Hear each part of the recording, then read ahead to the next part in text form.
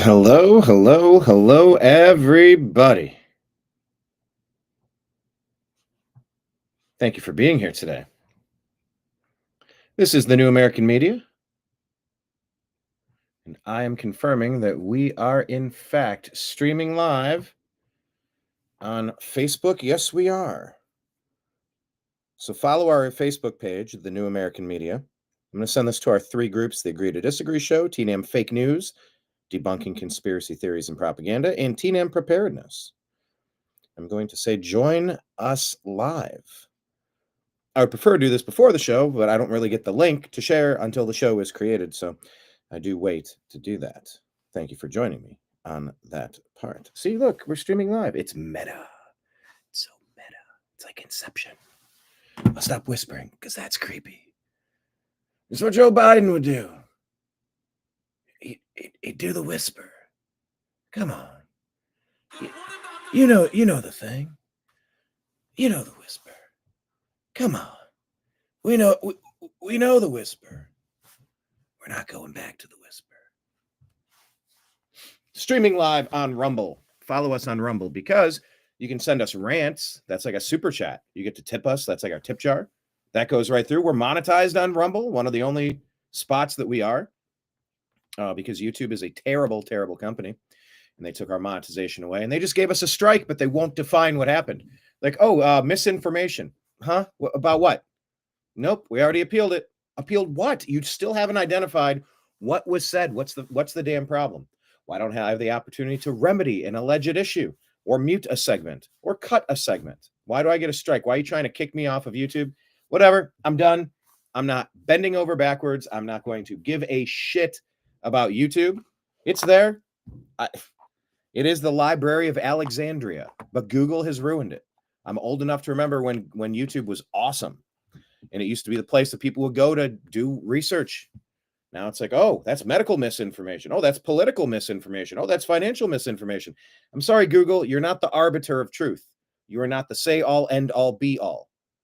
You lied to us non-stop over the past 10 years about almost everything and censored the origin of COVID. You censored when we were talking about treatments for COVID. You censored us when we talked about the 2020 election. You censored us when we talked about medical issues not related to the COVID vaccine.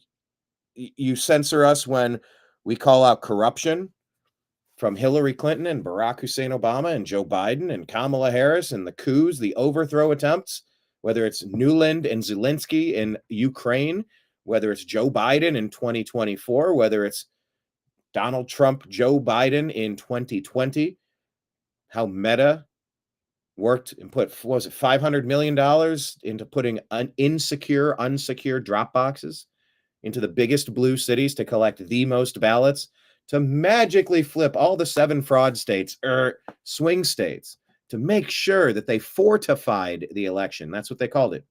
They said they fortified the 2020 election. It's in a Time magazine article. Read it. Type in Time magazine fortified 2020 election. Look it up. It is the scene from Wag the Dog where he's saying, I want the credit. And De Niro says to Dustin Hoffman, well, no, you can't get the credit for this. Nobody can hear this story. He goes, I know, you can't hear it now. But when this story is told, I want the credit. He's like, I don't think you're hearing me. This story will never be told. And that's when he gives the nod and they off the guy because he wasn't following the plan. That Time magazine article is where they say, I want the credit for fortifying is how they colloquially phrased what happened in 2020 in that election. But of course, under duress, this thing to my head probably can't say what the thing is. Oh, probably can't even do this. I'll probably get a strike for that because YouTube is awful. They hate you. YouTube hates you. They hate me. Adults should be able to have a conversation. And if you don't like it, you change the channel. I should be able to earn a living doing what I do. That's a private platform. Oh, it's a private platform. All right. Good morning, David Ben. David checking in, our buddy from Ontario. Thank you. What's the latest with your government, David? Who's going to be next? You have your temporary leader now that Trudeau stepped down. I thought Pierre Poilievre was going to be your next prime minister. is it, what's that guy's name? Cameron or who's the one that Trump supported? What's the latest and who's going to be your next president? What's your guess, David, if you had to guess? But yeah, look, thank you for being here. We're streaming on Rumble. If you don't have a Rumble account, great people like David Bann, we still appreciate that they find us and join us, but we were suspended without cause. They said misinformation. I said, what? They go, appeal denied. What was the reason you banned me? Yeah, misinformation. What was said at the 7-minute mark? At the 45-minute mark? Like, what are you talking about? You were banned. There's no customer service. Same with YouTube. I'm sorry, same with Facebook. Okay, Carney is the liberal. Who's the one that Trump just endorsed? I thought Pierre Poilievre was going to try to become your president, your prime minister. Maybe I don't understand Canadian politics, but I thought Pierre and his party had like 90% approval and he was going to sweep in and take over for Trudeau. I'm clearly missing a step. Like there's something in my cognition that's a little off with Canada. I don't really pay all that much attention to Canada, maybe a little bit more so when I lived an hour and a half away from Canada and I would go visit Canada. But I care about them like you care about your, a brother or a cousin. You don't need to live next. Well, that's not a good enough. You don't need to live very close, but you care about them doing well. And, even if you don't talk a lot, you want things to be good. In every piece of news, Canada disarmed by their government. Number one, you never let your government disarm you, ever. Ever. Everybody has a right to self-defense. You don't have a right to go around injuring people. You have a right to avoid being injured. Carney is the liberal. Leader Carney is the one that Trump was talking. So you're saying that Trump was endorsing a liberal? I'm so confused. Now, maybe liberal up in your terms means what it used to be. Liberal used to just kind of mean something very different. The Democrat Party in America has taken it different places. They have changed the words, the progressivism, the globalist, the New World Order. They go by 100 different names. But yeah, the true liberals, the libertarians, the libertarians out there, those were the classical liberals. You hear Dave Rubin talking about classical liberals and libertarians and all that jazz. So I don't know. I'm pulling for Canada. I want Canada to be strong, and I want you to help us at our northern border, and I want some sanity, and I want you to stop allowing your nation to be invaded by foreigners. Non-Canadians invading Canada is madness. You're seeing it in Scotland. You're seeing it in all over Europe. You're seeing it in America. You're seeing it everywhere. Stop the insanity. Trying to blend all these cultures. All cultures are equal. All cultures are even. All the people, it doesn't matter if the people that come in speak your language. There should be a national language, because how else are you going to communicate? How are you going to be on a football team but you don't know the playbook? Red Round 75, Red Round 75. No entiendo. ¿Dónde qué es? Rojo. Derecha.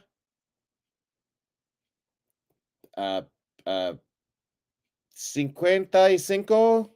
Did I just say red, right, 85? Got to practice my Spanish. We got to speak the same language. You got to be on the same page. You have to have a reverence for our civil liberties, freedom of speech, freedom of religion, freedom to assemble, self-defense, some basics. And if you're not down with that, we don't want you. And we have the right to say you're not welcome here. This Obama doctrine of blending all of the countries in all of the world so everything is the same, homogenized. And then, of course, you're going to have the extremists pushing their view to conquer a modern day caliphate. You're seeing it happen with the Epic City in Texas. You're seeing it happen to Dearborn, Michigan. You're seeing it happen in Michigan. I'm sorry, that was Michigan. Minnesota.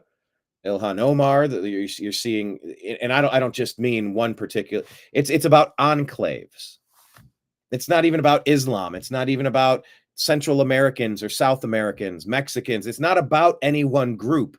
It's about bringing in the conditions where you can create enclaves, cities within states, to grow so large and powerful that you can elect representatives to Congress, to change the makeup and fabric of our nation.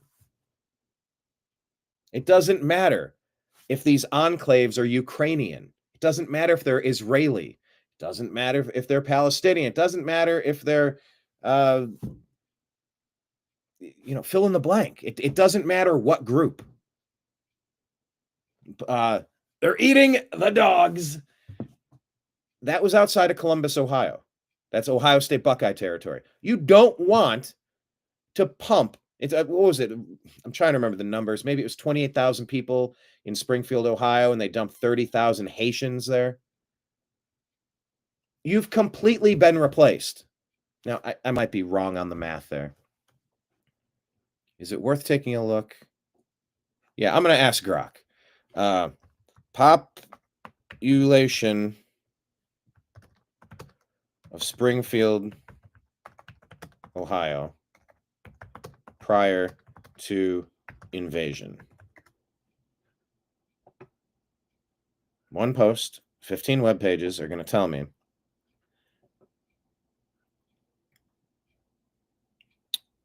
Okay, now this is giving you half. The number I heard was 30,000. They're saying 15,000 Haitians. Oh, and that's just an estimate, so they don't know. But they're saying Springfield had a population of 58. Okay, I was thinking 28, it was 58. So anyway, in my head, I had, let's take their population from 58 to 60. I don't think the 15,000 is accurate, but let's call it 30, granted that I'm doubling it. But that's essentially half the people in your community now. You've taken 50% of the people who exist there. If you have 100 people, we're taking 50 more, and they're all from a completely different culture with different beliefs, different values. They're not buying into the Ohio State Buckeyes. You're in Buckeye territory right outside of Columbus. You're not going to want 50% added to your population who are going to actively root against you. Well, my team, I'm a fan of that team up north. I like the Michigan Wolverines. Then go back there. Around here, we like what we like. You want to assimilate, buy a Buckeye hat, let's go to a game, we'll do a tailgate, cool. No, I'm not interested in your culture. I want to bring my shitty culture. You said other culture is shitty? Well, if it's so great, you wouldn't have fled. So you're telling me by your actions to come here, this is a superior place for me to be for me. This is the best opportunity for me. So my best opportunity is to come here and not become a part of the community. I don't care if you embrace me or not. I'm not one of you. I don't want to be one of you. Then go back to wherever that is.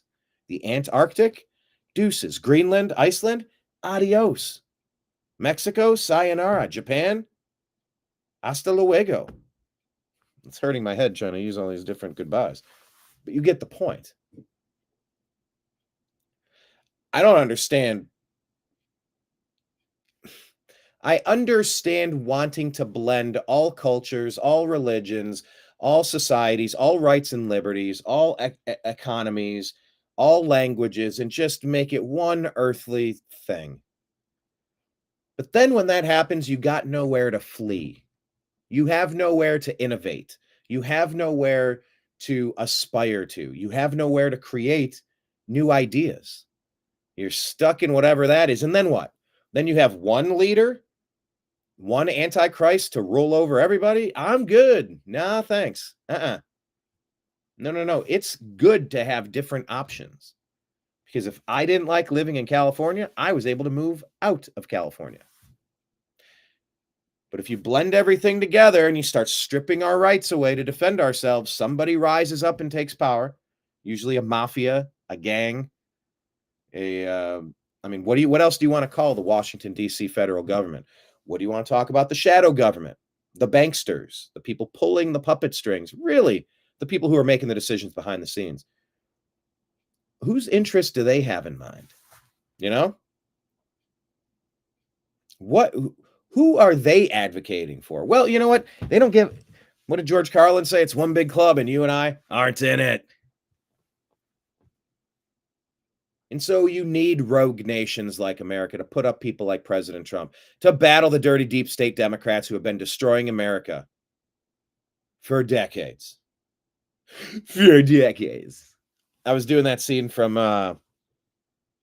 South Park, the Margaritaville episode where he's talking about mortgage-backed derivatives and what crashed the economy during the end of Bush into the beginning of Obama. Yeah, all right. We're going to thanks for coming into our bank. All right, Stan, we're going to go ahead and take your $100. We're going to start you a new account. We're going to get this invested and get it working for you. And it's gone. Huh? And it's gone. It's gone. So I was doing that voice, and now it's like it's coming back out in this podcast today. Anyway, the deep state has been trying to destroy sovereign nations across this globe for a very long time. This is the best chance we've ever had to push back that Overton window. Think of the Overton window. Think of it as areas of acceptable thought. Think of it as 2 end zones in the Super Bowl, okay? The left wing has gone bonkers. You know it. I know it. I know it. You know it. The American people know it. I'm Bob Dole. The Overton window is the 10-yard marker. First down, you have to go that far, 10 yards to get second down.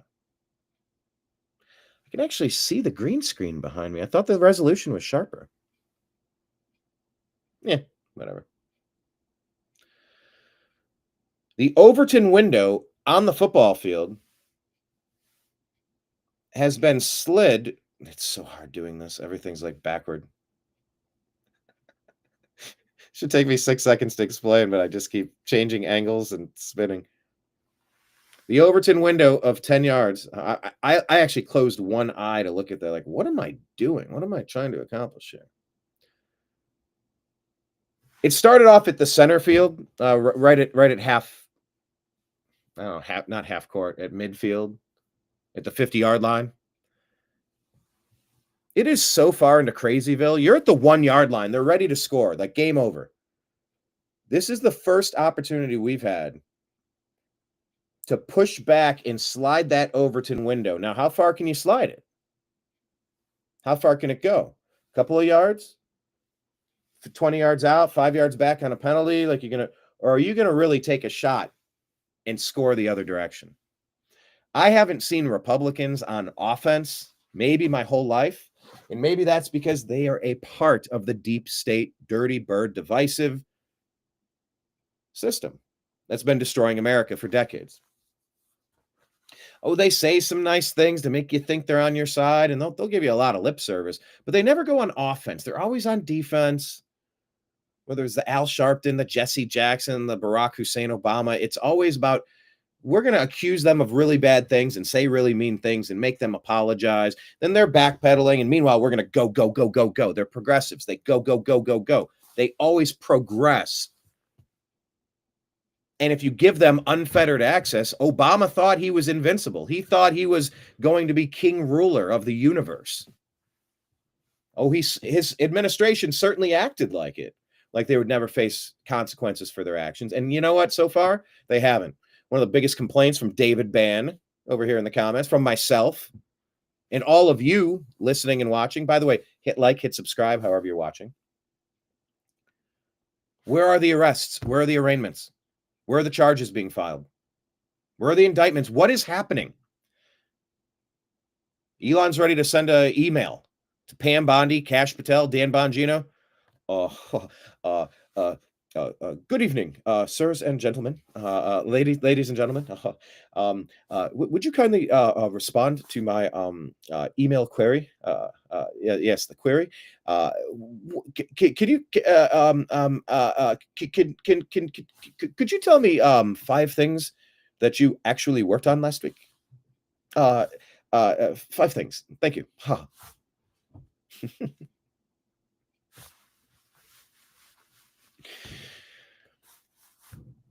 Where are these indictments for all of the fortification? You call it fortification, I call it treason. Where are the indictments for this? We're screaming. What's going on? What's taking so long?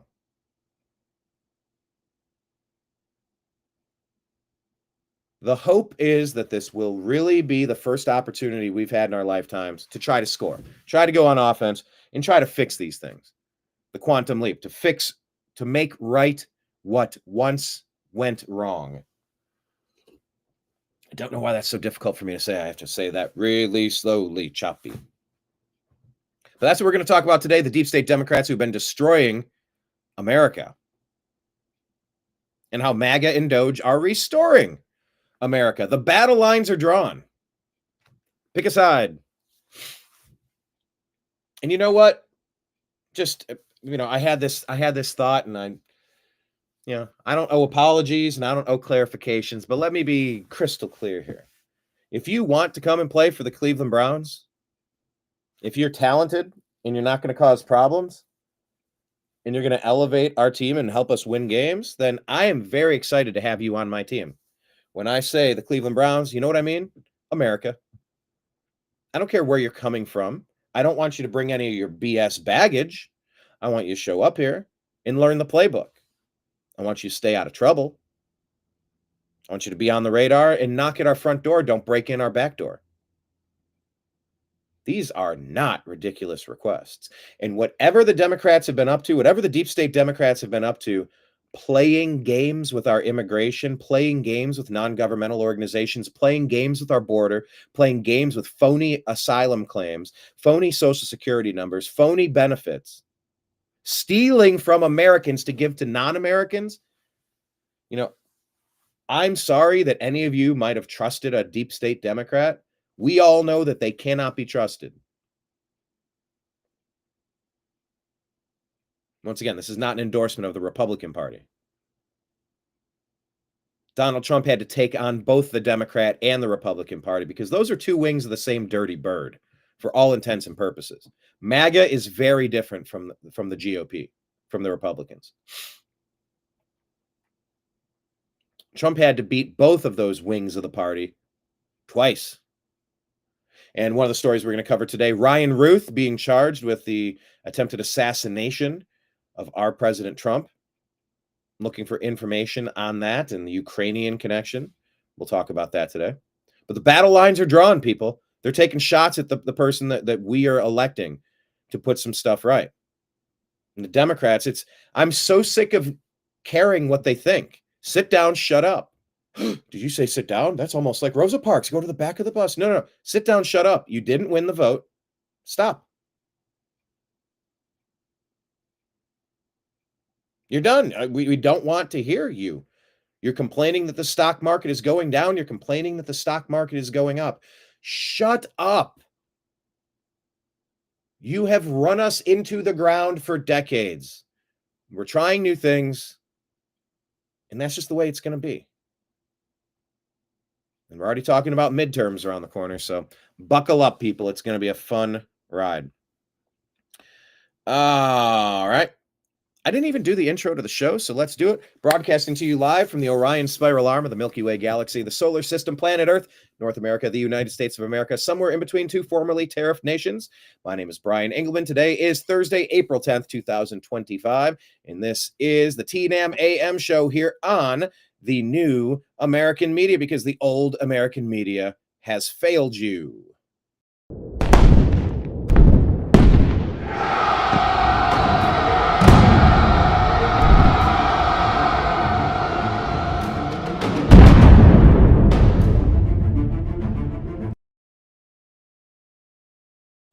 And please make no mistake about it. Please make no mistake about it. Battle lines are drawn. That was our second intro, where the flag, amongst the explosions going off, the American flag is raised. This is the flag we were using. This is the intro we were using prior to President Trump resting back, W-R-E-S-T-I-N-G, or wrestling, seizing control of this government again. What a bunch of people said was stolen from him in 2020. Although CISA.gov/rumor control will tell you their countervailing views are very important on the matter. They think 2020 is the only election that's been free and clear and accurate and free from fraud. How could it not be the most honest election ever with millions and millions and millions and millions of ballots that just kind of show up? And are they signature verified? I mean, I don't think so. I mean, I don't know. I mean, maybe definitely no mules, definitely no hijinks in the computer systems, because we can't really run a fair audit of it because we're kind of blocked from doing so. And the oversight of the tabulation process was like literally being physically blocked, so observers couldn't watch, despite the fact that we're in 2025 and you could obviously record this stuff and put it online 24/7 and have a record of it. And all those ballots should be shrink wrapped, sealed, stamped and dated, and then stacked up in the corner so you can run an easy audit. But nah, none of that happened to get Orange Man out of office. We had to hurry up and put Biden in. In this past 4 years of Biden, managed by the puppet masters, brought to you by the Obama regime, the Obama doctrine, holy shit, they went bonkers thinking this is our chance. We got this pandemic. We have all this racial strife that we keep lighting Molotov cocktails and throwing at buildings. We're trying to start fires everywhere because that's what Democrats are. They're arsonists, and they're racial arsonists as well. Maybe some of the worst kind. You know, everybody should kind of get a fair shake at things. Have a shot, have an opportunity. But when you just won't get that for what, you know, things like skin color or gender, or I'm sorry, sex, that's not cool. But that's how it's been for the Democrats for so long, is anything they don't like. Anyone I don't like is Hatler. Can't even say his name because we're treated like children on social media. Oh, and I will get into some of that topic because we're going to talk about Tim Pool taking a meeting with Benjamin Netanyahu and then Nick Fuentes. I try to avoid Israel, Hamas, like Netanyahu. I know it's news. It's brutal. It's brutal. It's toxic. It's either true or it's not true. Can parts of things be true? We're going to talk about it. Should media be taking private meetings from presidents like that? Or whatever Netanyahu. What's his title? He's not a prime minister. What's his title? Actually, no, I don't know. Netanyahu title in Israel. Is it president? Not prime minister. Mufti. No. Supreme. It is prime minister. All right, it is prime minister. I kept saying it, but I'm like, it didn't sound right to me. Anyway, thanks for being here, everybody. Hit like, hit subscribe. Once again, great people like David. If you're on YouTube, that's great. But can I please urge you to just open up a Rumble account? It's free. You can. It'll take 2 minutes. You just create a username, link it to an email or a cell phone, and they'll send you a code. You enter the code. You're in. Find the New American Media. Hit subscribe. Throw up a profile picture of yourself if you want. But like, we want you to find us instead of YouTube. We want to move you over to Rumble. We're monetized on Rumble. Like, if those advertisements play, it's like tossing a penny into the wishing well. And thousands of pennies start to turn into a couple of bucks, and 10,000 pennies and 100,000 pennies. And it's like, oh, okay, cool. Maybe I can start paying off this $3,000 computer that I broadcast to you on because I had to upgrade because it wasn't fast enough for Restream. You know, like, there's expenses to what we do. And so I'm urging the audience to shift to Rumble because they at least care enough to allow us to make advertising revenue on their platform, unlike Google, YouTube, who hate you. They don't want you to find me. David was saying yesterday, they're like, dude, they are shadow banning you bad. I go, what do you mean? He says, and by the way, I think this was you, David. If I'm misattributing this to you, I apologize. It may or may not have been David. But he's like, they were not showing your stuff today. They were not letting me see that you were going live. Even though if you hit the notifications bell and it go bling, the New American Media is going live. You're like, oh, good. I like that show. I'll check it out. That show's cool because they'll kind of include me into the show a little bit. That's what my buddy Jimmy was saying yesterday, or earlier this week, rather. David and Kenneth, whenever he's around, and Frankie and all the rest of you. Like, I'm the bartender. Pull up a chair, have a seat, and we're going to point to the TV behind us and we're going to talk about the things that are on. Actually, maybe I should do that. I'm talking about being a bartender. Ooh, do I even have that virtual background in here? I think I do. Ah, here we go. Let's talk about what's on this TV, shall we? Let's do that. Let's see what's playing on that screen. Ah. Oh, I'm sorry. Let's talk about that screen. Now we have a screen here. See what we're doing? I'm the bartender. You are the regular. And we're going to talk about the news. No, not the Jews. No, we will with the Netanyahu Tim Pool story. Is Tim Pool compromised? Is he being bribed or bankrolled? Has he always been bribed and bankrolled? How many people are bribed and bankrolled? How many people are bribed and bankrolled by various places? Russia today, Cenk Uyghur. How many foreign nations? Abby Martin, Russia Today, Ben Swan. By the way, I'm just kind of rolling through my head. Like I've interviewed Abby Martin and Ben Swan and what was that? The United We Stand Festival in Los Angeles. But we should have conversations about who's taking money from who and for what reason. Why are they taking meetings? What's happening at these secret meetings that allegedly Tim Pool's not a fan of? So we'll get into all these stories, but let's talk about what's on the TV screens behind us over here. First, I want to jump through chat. David just kind of saying all these politicians are corrupt. Carney is the liberal. Leader Carney is the one that Trump was talking about. But the government of Canada, in my opinion, is compromised. Liberal in Canada is equal to the Democrat Party. Okay, that's what we used to call it in the 90s in America, just liberal and conservative. Now it's like, I guess MAGA, because there's libertarian leanings in MAGA.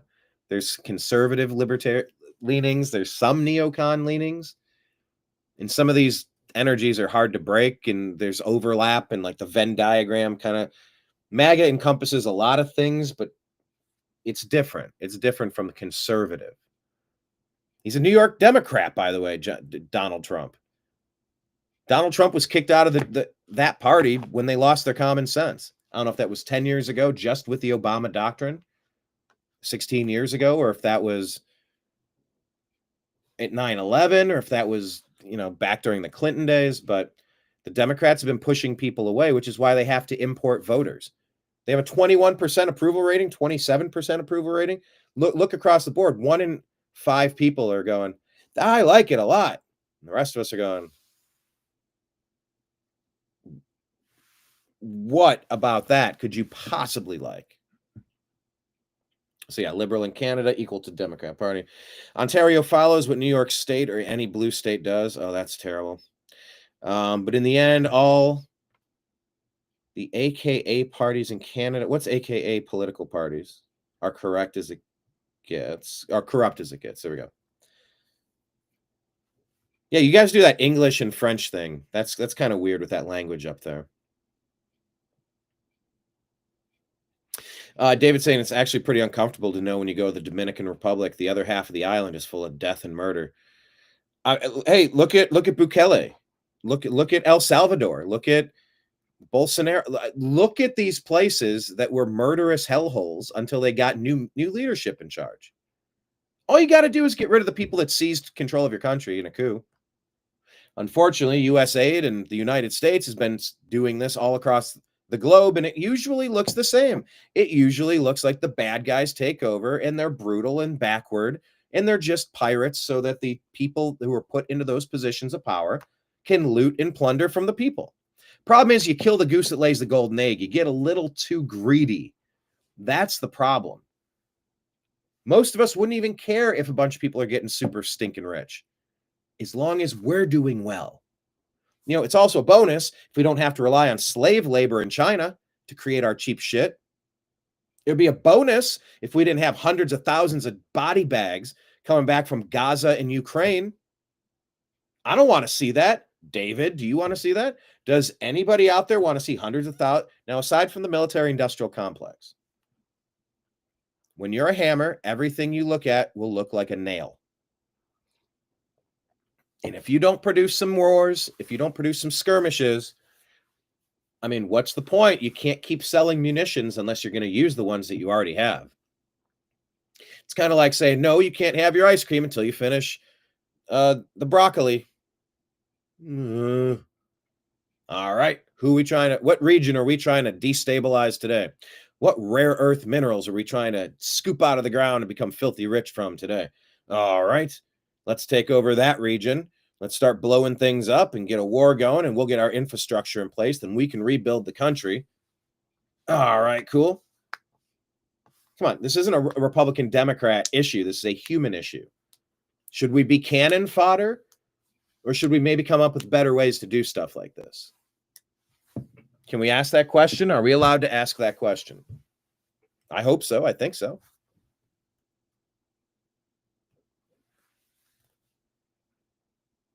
Anyway. Yeah, those islands. I've been to, I've lived a wonderful life. I've tried to balance passion and responsibility and curiosity and creation and stagnation and becoming a cog in the machine for someone else's machine versus trying to create my own machine. And I've traveled a little bit, and I've been on some of these islands, Jamaica, Cayman, been in Mexico multiple times, and you got to be careful. You've got to really keep your wits about you, and it would make a lot of sense if you had a bit of a guide to kind of get you through where you're going. Because there are some vultures circling, looking for a little baby doe who wanders off on her own a little too long, a little too far. Go grab it. So yeah, it is uncomfortable. You want to make sure the people that come here from any island, you don't want anybody coming here from a culture of death and murder. Gang members, MS-13. Come on.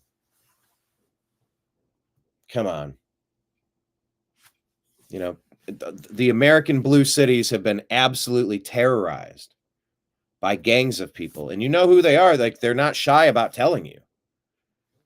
They show up in the neighborhood and they spray paint it on your private property.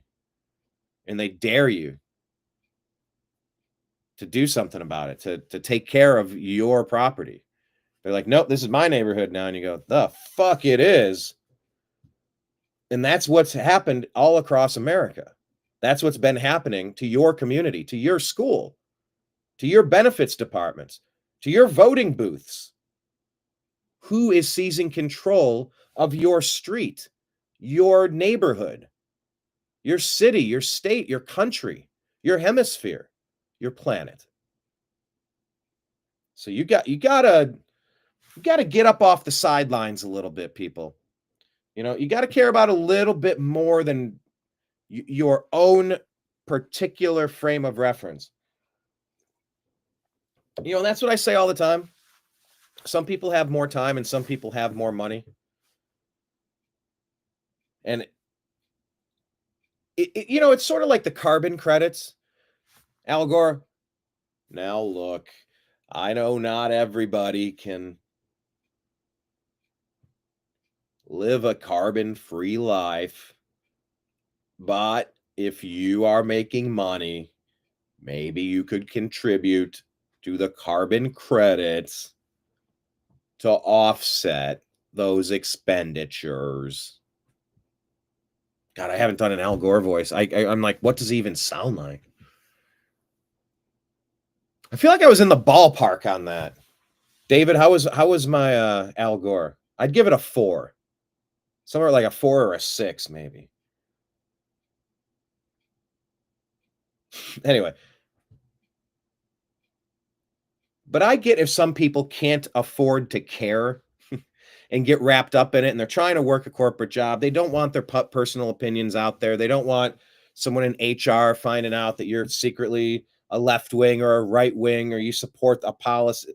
They don't like you now, and now they want to kick you out of your job. Hey, raise your hand if you've dealt with any of that. So yeah, some people have more time to dig into these stories, and some people have more energy. And that's all money is. It's just energy. It's like, yeah, dude, I'm crushing my job. So let me donate, let me sign up and help some people that I support. It's crowdfunding. That's what we do. We actually don't have advertisers per se. We will soon. That is the game plan. Just got to do it. But I also don't want to do ad reads either. I don't mind an ad read. I just haven't done it. I don't know why I haven't done it, to be honest. It's kind of silly. Maybe I'll do that. But in the meantime, if you like what the New American Media is doing, these are the places you can assist us. On the screen here, TNAM donation links. We're on Patreon. Thank you to our new subscribers. So every month we put content onto Patreon. And by the way, I was pondering, maybe I'll put my comedy routines on Patreon for subscribers. I don't know if that's, I don't know if I want to do it that way, but I'm still learning how to be a comedian. I guess every comedian is, like, you know, I've seen a lot of people who are touring and doing it well, and I've been way less than impressed. I walk away just like, I mean, whatever. It was, I didn't hate it, but I definitely didn't really get anything from it. Then you see people like Frank Caliendo. I saw him recently. The man of a million voices. Jeez, is that guy good? You know, someone that's really good at his craft. He's a bit of a vocal magician. And that's all stand-up comedy is being a vocal magician.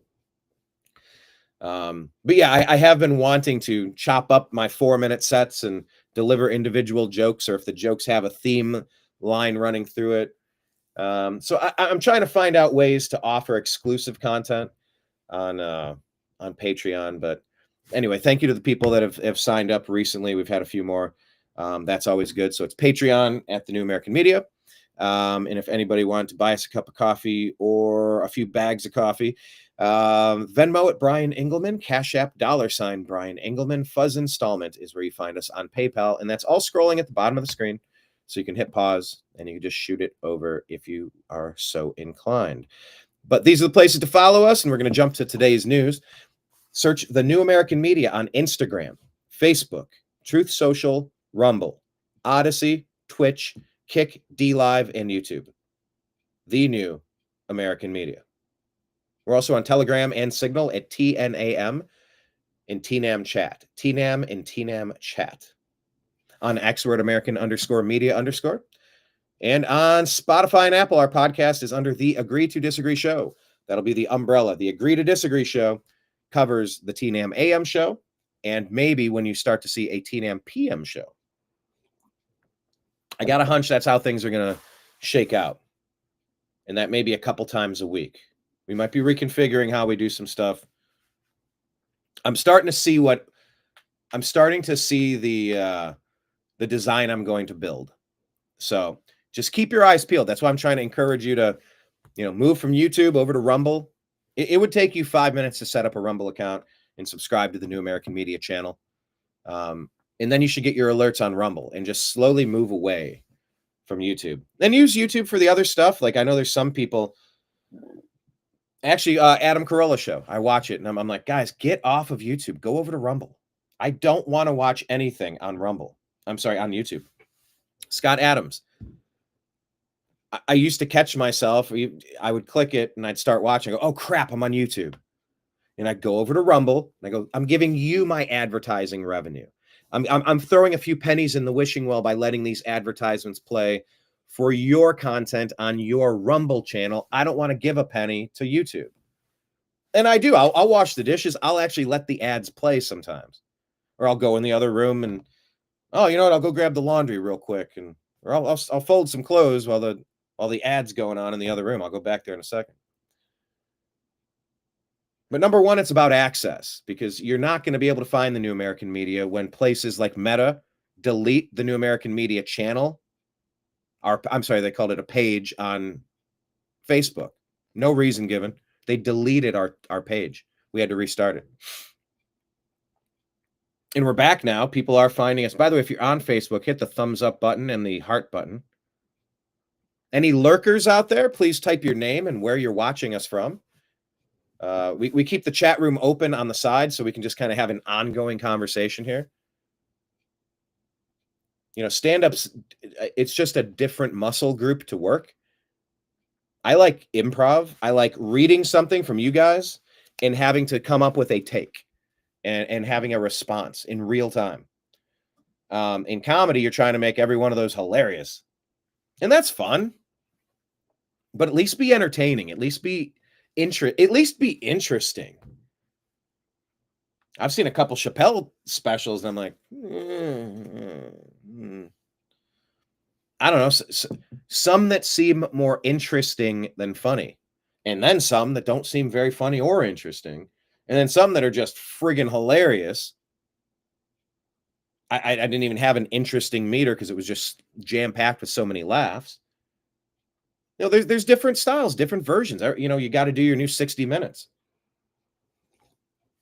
And so at this point, I've done, I don't know, a couple months worth of comedy now, 5-minute sets. If I put them all together,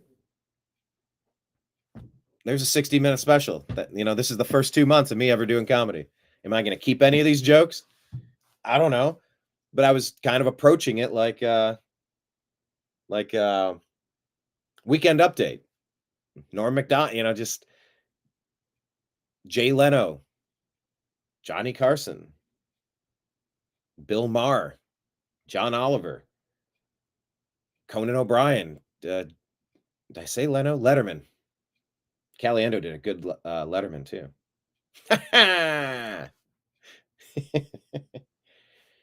You got the Jay Leno. Jay Leno's kind of good. I kind of like the Jay Leno. I'm a fan of the Jay Leno. I don't know. I don't know. I'm talking about comedy because it's on my mind, but it's about access. It's just essentially, I'll wrap up the point about access. It's about eyeballs. It's about attention. It's about supporting the things that we like and disconnecting from the services we don't like. Remember Bud Light? You're like, oh, come on. Why are you pushing this gender dysphoria stuff? This is such it's a societal thing right now, and it is really causing problems for people. It is really harming people that need support and love right now, and they're pushing an agenda. I just don't want to support a company that's going to. A lot of people looked at the Bud Light giving Dylan Mulvaney more attention and status, and they said, I don't. There's too many kids that are being manipulated into, hey, aren't you feeling this way? Well, what if you could? To the point where they're being taken from parents, to the point where they're giving life-altering hormones and or surgical medical treatment to remove perfectly functional body parts because some people are convincing themselves that they're in the wrong spot. And the rest of us are going, look, hold on. Number one, you're loved. You're a human being. You're loved. Number two, you have fully functional body parts that are working properly. Can we please urge you to slow down on this and let's talk about this and think this through. 3, if you start removing body parts, you'll not only be limiting your ability to ever reproduce. And by the way, this is being pushed on people that are not old enough to vote in an election or drive a car or drink a beer. So how can they make a life-altering choice when they aren't even allowed to make choices like that? You can't get a face tattoo as an 8-year-old, but you can cut body parts off and you can never have kids and never orgasm. We are slowing down on this trans thing right now. It's called gender dysphoria. It's in the Diagnostic and Statistical Manual. But we also grew up with Klinger on MASH, the Rocky Horror Picture Show, Mrs. Doubtfire. Go down the laundry list. People cross-dress. People prefer feeling a different way or acting a different way, whether it's cosplay or Halloween for one day. Who doesn't like to be something else? Some people want to do that forever.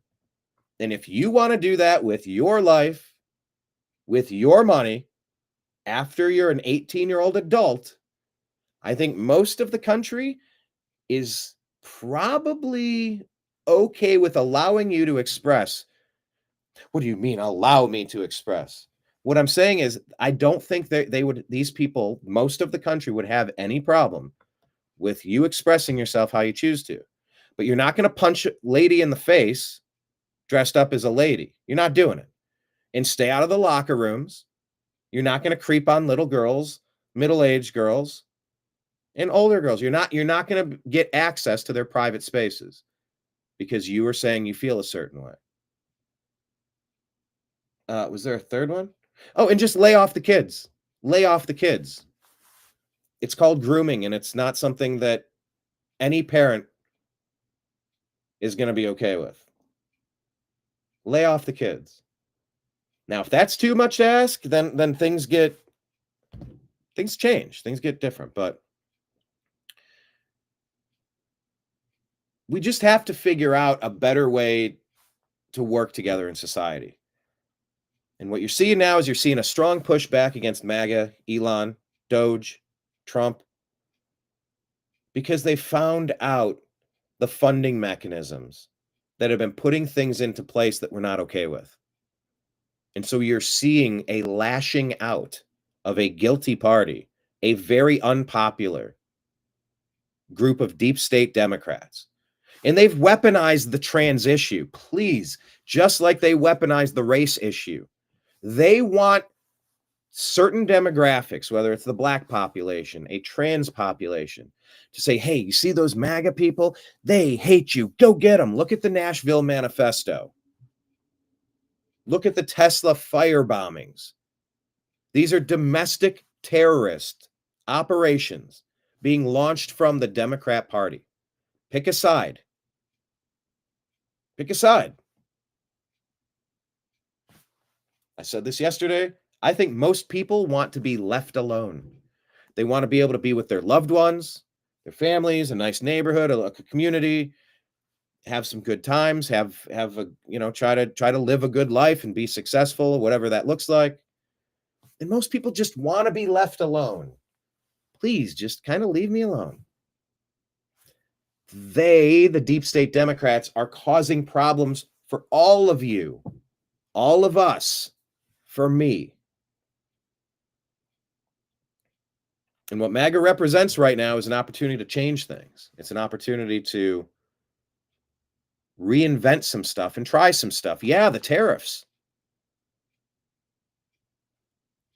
He got everybody's attention. True or false? Donald Trump got everybody's attention. Checking on the Dow. It is down today a little bit. But remember how much of an impact the lying legacy media has on us. We were not discussing the Dow Jones every single day, were we? They have our attention. It's a battle. It's an information war. So let's cover the right stories. Let's have good conversations in the sidebar. And let's unpack the news together. I'm going to point at TV screens. Thanks for pulling up to my bar.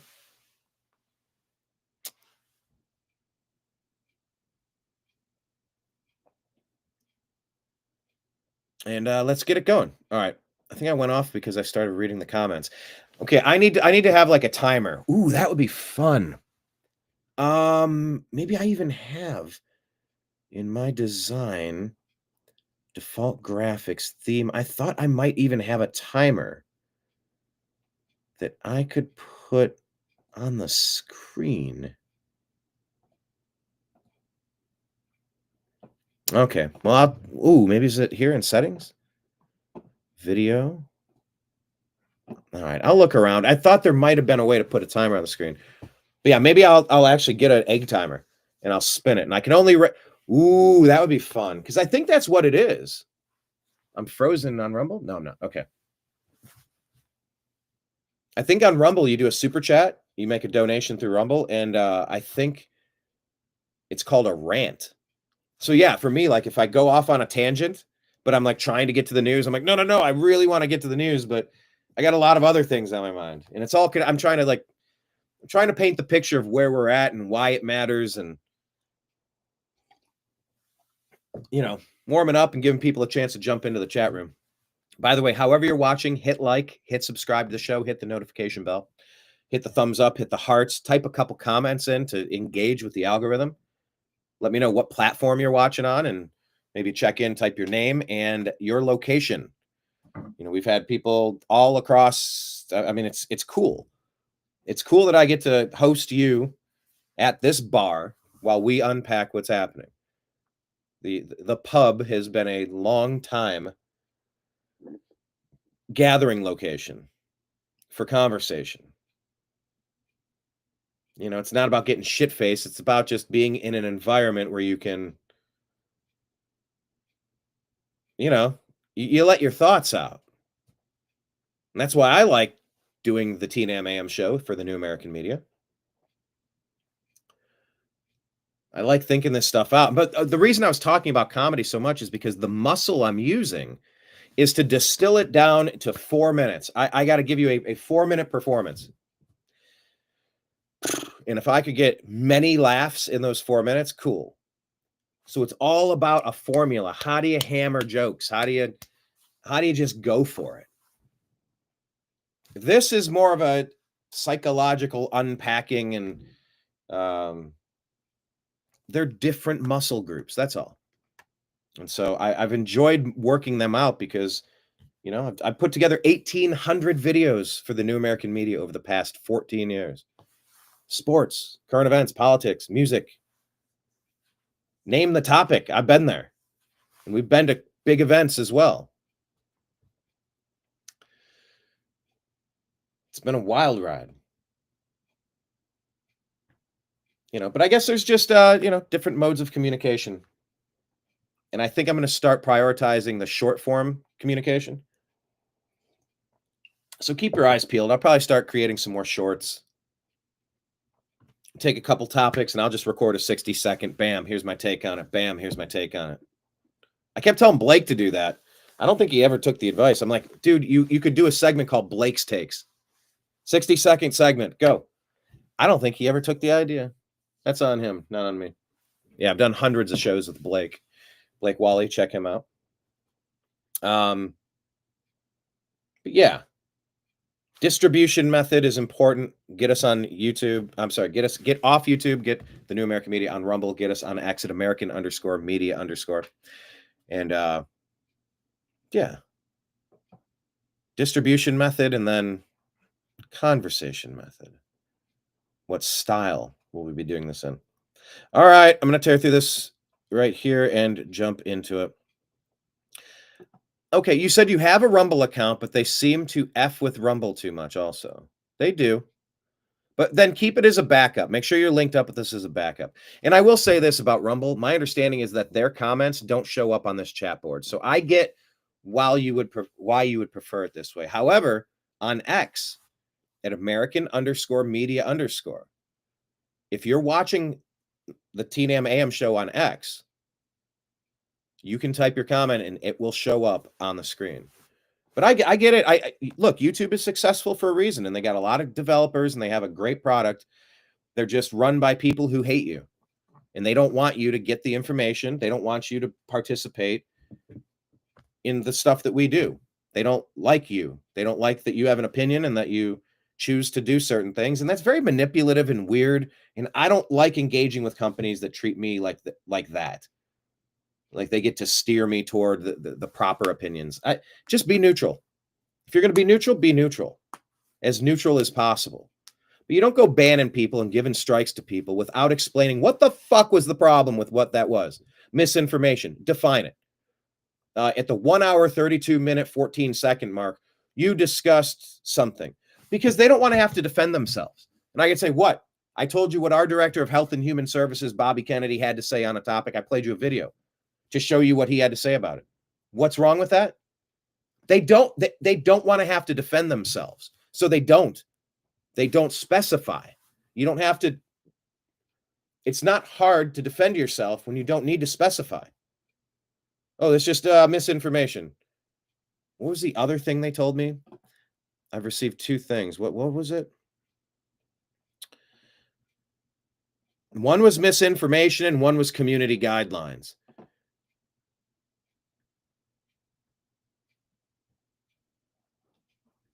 They don't explain it.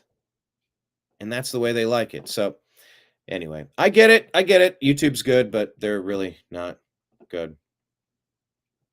And you, David, you said no notifications today. You're saying on Rumble, no notifications today for the TNAM AM show on the New American Media? Or do you mean no notifications for YouTube today? Okay, that's a fair point. Who isn't compromised? Hey, look, I'm temporarily not compromised. I don't have advertisers that tell me what I can talk about.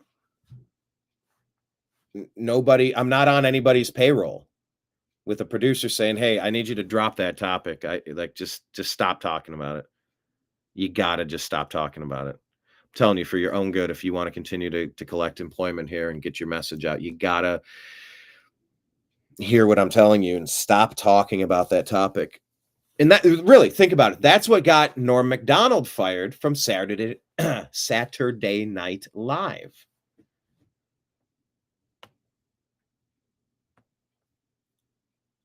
Well, it wasn't Eberflus. Who was Norm says, "Oh, he's a good man." Letterman. Oh, what was the guy's name who fired Norm Macdonald? But he was told, stop making OJ jokes. And so what did he do? He started making more OJ jokes, and he kept making OJ jokes. Oh, what was the guy's name? I typed it in Grok. I don't want to look, but Dan Ohlmeyer. That's what it was, Ohlmeyer. During the 97-98 season. Ohlmeyer. Don Ohlmeyer. There we go. But yeah, that's how you get compromised. You can be, or you're like Bill Burr. Hey, I need to work on a Bill Burr impression. Like I hear little bursts, but I don't listen to him all that often, so I don't like talk Bostonian. Like it's not part of my thing. Why was I doing the Bill Burr impression? But that's how you compromise. They say, "Hey, Bill Burr, go out there and say the California firefighters are doing a really great job." I'd rather not. Yeah, but you're on The Mandalorian now. You're getting ABC, ESPN, Disney money.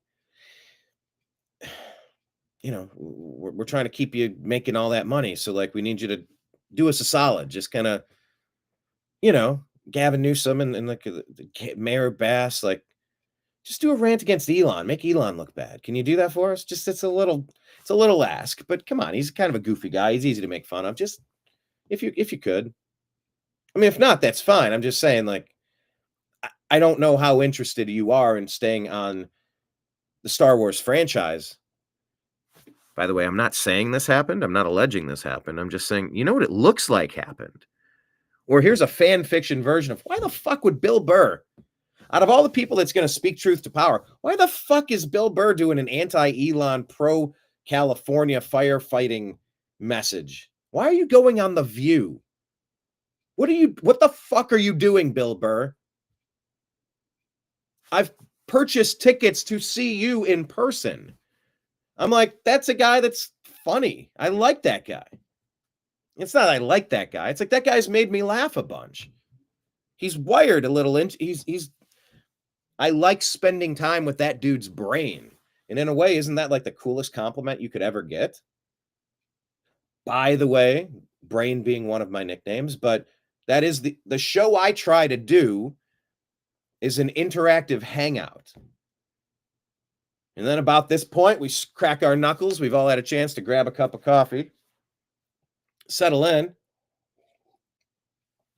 and the first part of the show is over. And we've had a chance to dance around 1,000 things, check in with newcomers, remind people where to find us, encourage multiple redundant ways to find the New American Media because we're being actively censored still. Reminiscent of when we were covering Seth Rich, reminiscent of when we were interviewing John McAfee, reminiscent of so many times we were covering so many stories that were very important being underreported on the lying legacy media because they were being What did you say? Compromised? Who isn't compromised?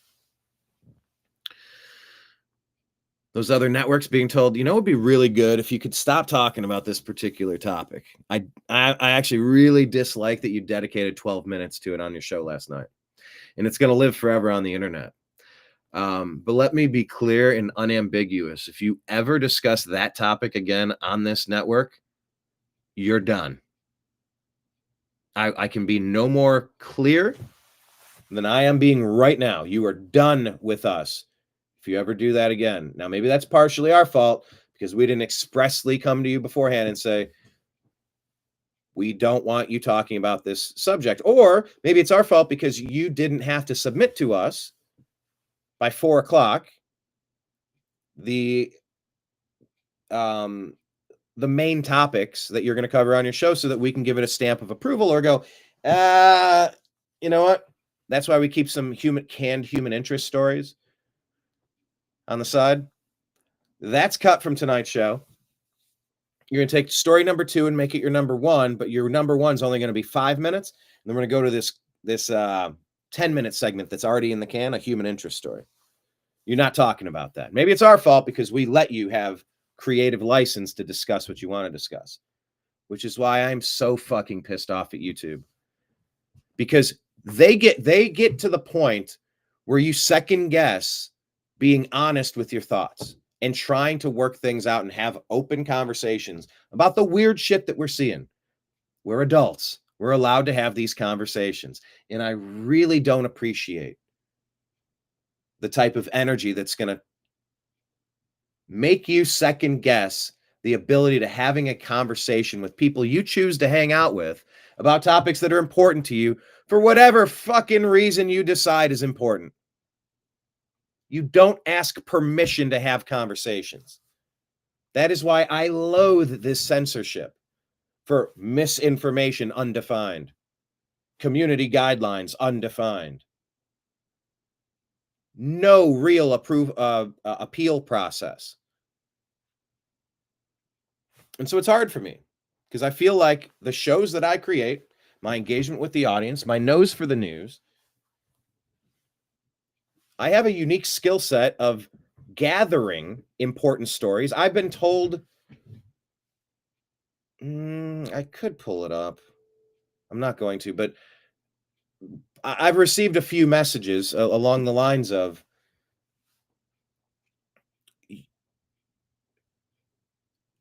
I don't know how TNAM does it, but you give me better information and stuff that you deliver. 20 to 80% of it is stuff I will not see on Fox News or my other outlets. And it's way more important. It's way more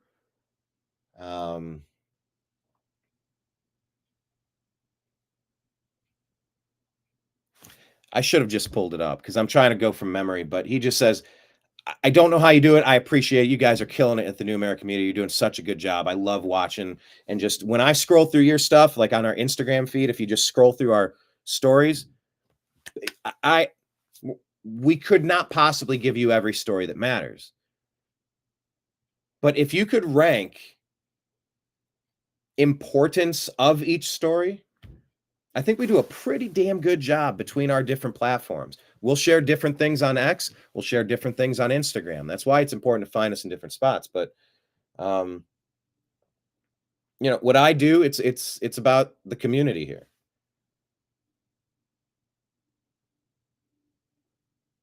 I know I could do 3-minute segments. I know that with the right production team, and if we want to go that route, we could. And I know that shorter content is probably the way to go. Not probably, I know. But I'm wired how I'm wired. So I want to find a blend between the show I enjoy doing and that I consistently do, and a couple new things. So stay tuned. Who isn't compromised? Yeah. But like I said, me at the moment, I'm not like, I have no advertising dollars. I got a wide variety of people who donate different amounts. You're all important, and I would love 100 more and 1,000 more and 10,000 more. We are not fully funded. We are not self-sustainable. This is a labor of love. This is a pet project.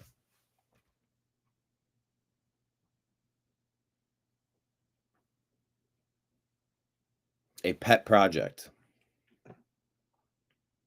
But we're growing, and the sooner we can grow and flip that and make it make sense, we will. Let's get to the news. Oh no, I wanted to buzz through the comments. Sorry, that's what got me on the sidetrack to begin with. David lived in Mexico City. I got to get the Al Gore rhythm. I got to work on my Al Gore rhythm. Okay, it was not too bad of an Al Gore impression. Thank you.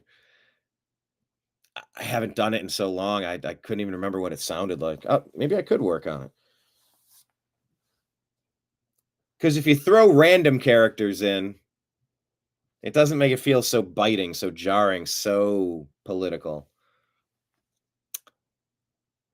Canada just got rid of the carbon tax, and land gas went from $1.60 to $1.16.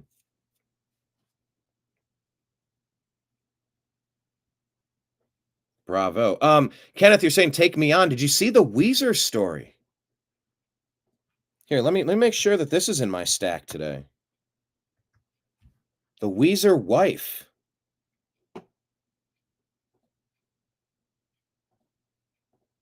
Things are, we'll cover that. Yeah, you said take me on. I'm like, oh yeah, what about that thing? Oh yeah, David saying that they were just stealing money with the carbon tax. Yeah, that's what the green new scam is, and that's one of the things that YouTube will suspend you for. They'll say that's misinformation. Like, what does that mean? Harmful, it violates our community guidelines because you're saying global warming is this and that. It's like, no. The act of taxation through force and to be money laundered to special interest groups, that happens during every transaction. And the fact that the green new energy, like all of the carbon and all the Al Gore, look, we're back to Al Gore talking about carbon exchanges. It's a transfer of wealth. It's a tax. It's a toll. It's a percentage that you must tithe to the god of green. Well, how could you be against the Patriot Act? Aren't you a patriot? How could you be against Black Lives Matter? Black Lives Matter, right? It's all in how you frame something. If it's, the way that you made it sound, you made it sound very, but I don't know that it's actually accurately representing the situation. It doesn't matter. It's all marketing and branding, Well, it's green. You want to be green. You don't want to be wasteful. You don't want to spend more money than you have to. You don't want the environment to cook us like a fucking microwave, right? Yeah, come on. It's green. You're green. Here's two questions to ask to find out if you're green. When you turn on the water and get a glass of water, would you like that water to be clean? Yeah. I had a hunch you were green. How about this? When you go outside today and you breathe that air, would you like that air to be clean? Well, if so, then you're green. Join our green movement. Help us go after those dirty billionaires and their successful money. Let's go get them. And that is what it's turned into. It's not let's come up with an idea and let's defeat them at the ballot box. It's violence, domestic terrorism, the Democrat deep state declaring war on you. Just sitting there trying to live your life. You're just trying to be left alone. You want to have a place to live that you enjoy. You want to work and have a good experience and be engaged in your community and live your life. And now all this other stuff is coming at you. That's where we're at. And we're at a really strange time, people. But yeah, that carbon tax and the green new scam. Whew. Yeah, wild. How do we find you on Telegram? I've tried several ideas and can never find you. All right.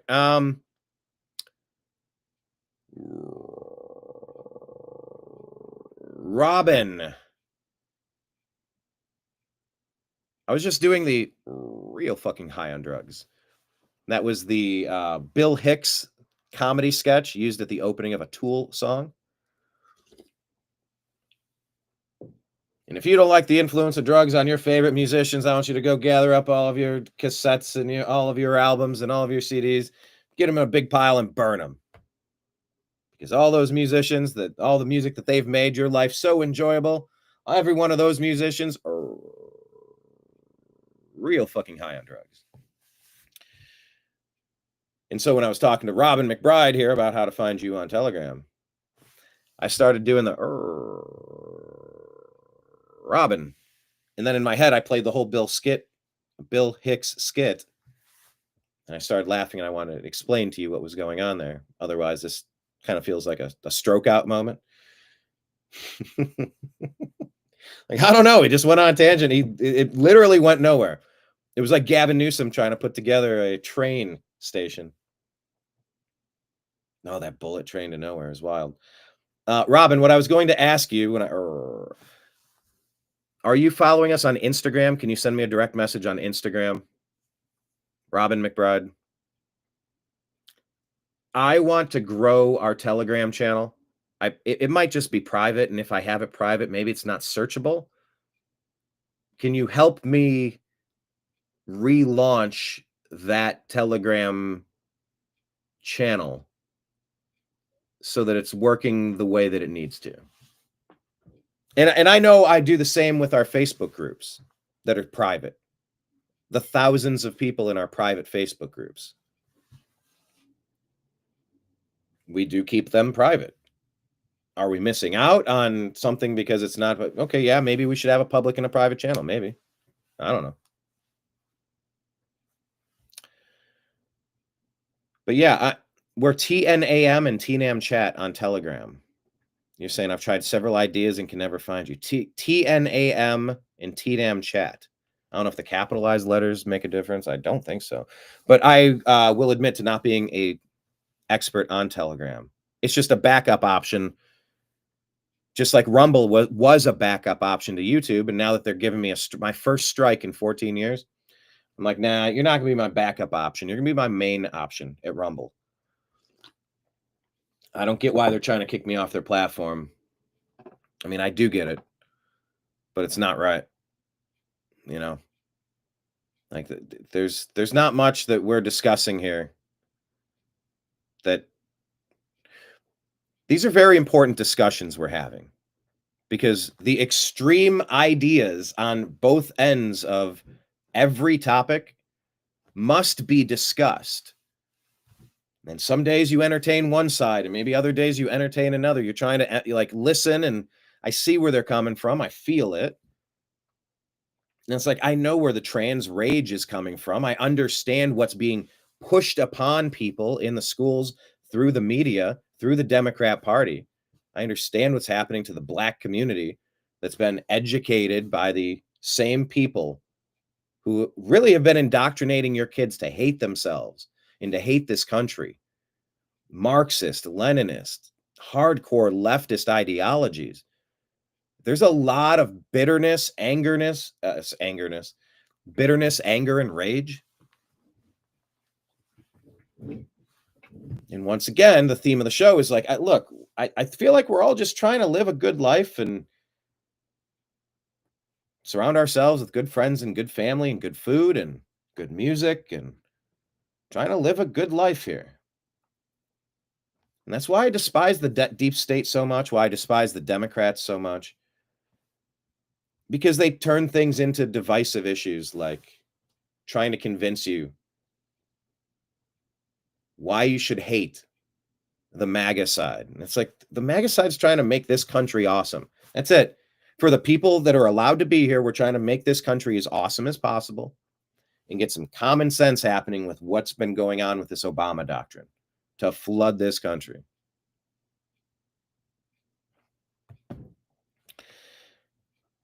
There's some dark forces that are trying to get you to root against your own self-interest. So buckle up. It's going to be a fun ride. Kenneth thinks his improv is improving. Nice. What else? Bud Light and the loafers. Nice. No, you shouldn't be hurting children. If you can't get a face tattoo, you can't be doing something irreversible. You just can't. Yeah, there was a LeBron Ken doll. Yeah, I think there's some jokes about that. All right, what's most people just want to pay off their loan. How do you like me Dow? Oh, how is the Dow? Let's check in the Dow again. See, the media does control us. I wasn't checking the Dow every day. It's down 3% today, with plenty of time to go in trading. All right, what else? All right, who is this? So now he is not funny. This start with an H and finish with a Y. Wait, what did I miss there? I don't know. What was that comment? Can anyone explain this comment to me? I don't know what that was. So now he is not funny. This start with an H and finish with a Y. Can anyone explain that to me? Let's go to the news. This is Omar Navarro reporting that Josh Hawley is exposing Chinese government was given access to Meta to store Americans' data. This is the most important 57-second clip you will see today. This is a must watch. This is treason. Let's take a look at this one.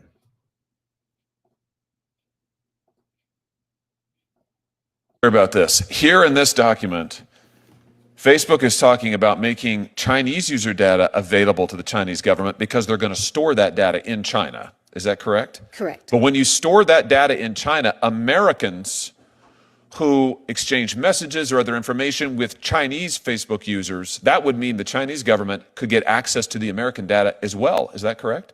Through the POP servers, potentially, yes. And Facebook was willing to take that risk? Yes, there was a lot of discussion about this, and ultimately, yes. I mean, this is extraordinary.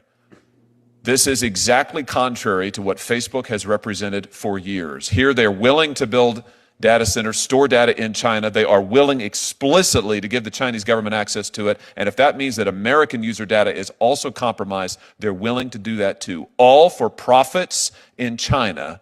There was virtually... So I want to just be clear about this. Here in this document, Facebook is talking about making Chinese user data available to the Chinese government because they're going to store that data in China. Is that correct? Correct. But when you store that data in China, Americans... Okay.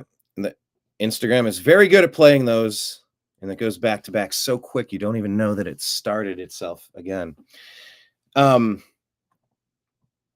a pretty bold claim. Are you surprised? Should there be ramifications?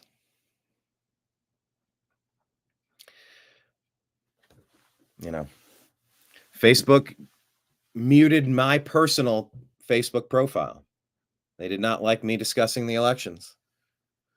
I wasn't allowed. I was depersoned. I wasn't allowed to exist. How weird is that? And it's why I continue to talk. And you notice I have to move away from certain platforms like Meta. Instagram deleted the page for the New American Media. Couldn't give a reason, couldn't escalate, couldn't speak with the supervisor, couldn't have an appeal process that made any sort of sense, no specificity.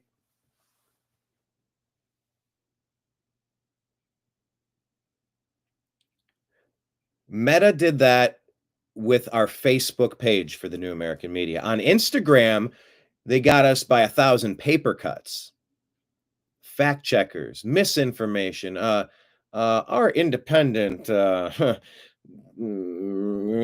independent board of research, misinformation experts determined that your post was lacking context. We'd like to kind of, we need to add a big disclaimer here to steer the story away from your crazy story to the truth. Now, see, X does that, but it's called something different. It's just called community notes, I guess. And it's kind of like the wisdom of the more thumbs up or more thumbs down algorithm of just, do people generally agree with this? Are they getting ratioed by accuracy? Getting ratioed by accuracy is similar to what was going on with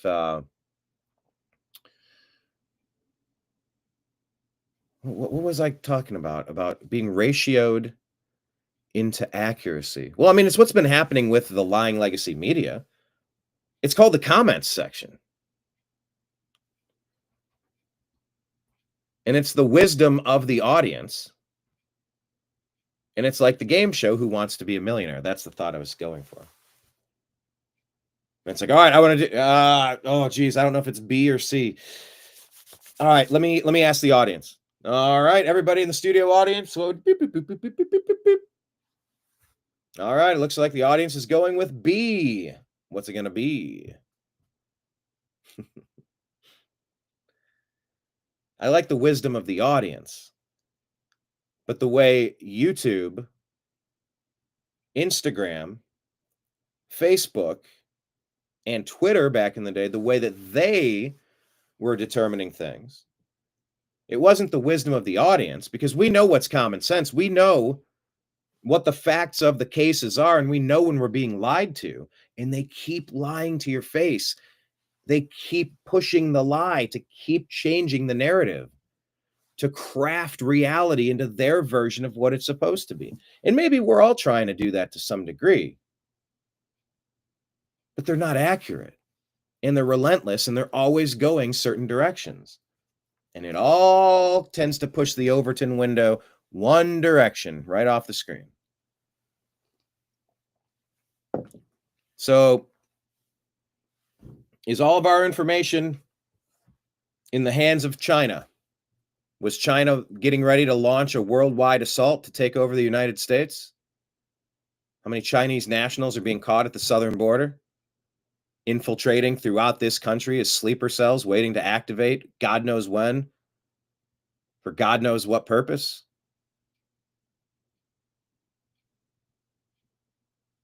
You know, strange times. And if Meta was actually giving the Chinese government all of your personal information, wouldn't that change the way you thought about posting a picture of yourself on Facebook or Instagram? Sharing your life with people that might not like you? A government that might have a nefarious purpose for world domination? I don't know. Would you post differently if you thought about that? I don't know. All right. David's saying everyone in Hollywood is basically compromised. Well, I mean, that's going to blur the lines with the Diddy stuff, with the Instagram. Everything's about creeping on everybody. Everybody's got to be creeping. Which is kind of weird. Bella's Chan saying we must log in for everything on Rumble.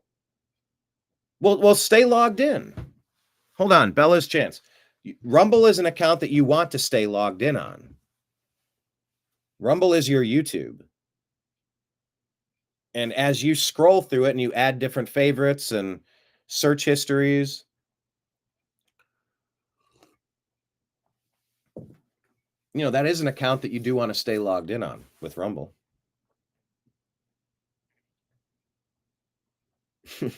China, first MSG and now this. Yeah, this China story has put a new slant on Facebook. Now, Kenneth, I don't know. I don't know about that. All right, let's hear this story. Laura Powell. A first grader was punished for writing "All Lives Matter." The school district argues that first graders are too young to have free speech. The Court of Appeals points out that if they're too young for controversial topics, then why are they learning about BLM? We're not dealing with first graders who are engaged in discussions in the marketplace of ideas. First graders are supposed to be learning to tie their shoes. They're supposed to be learning. Maybe then you don't give a Black Lives Matter course to a first grader. Maybe you teach tying shoes. We're not dealing with first graders who are engaged in discussions in the marketplace of ideas. First graders are supposed to be learning to tie their shoes. They're supposed to be learning. Maybe then you don't give a Black Lives Matter course to a first grader. Maybe you teach tying shoes. I mean, yeah, look, when I fostered, I helped out a neighbor that needed some assistance for a while to get through something. And I got involved with the school. And the one day it was, oh yeah, we had a walkout today. I go, what? You had a what? We had a walkout. What does that mean? We walked out of school with the teachers. What does that mean? For what? For gun violence. I'm like, why are you weaponizing these kids? Why are you indoctrinating these kids? Why are you doing this to our kids? Ugh.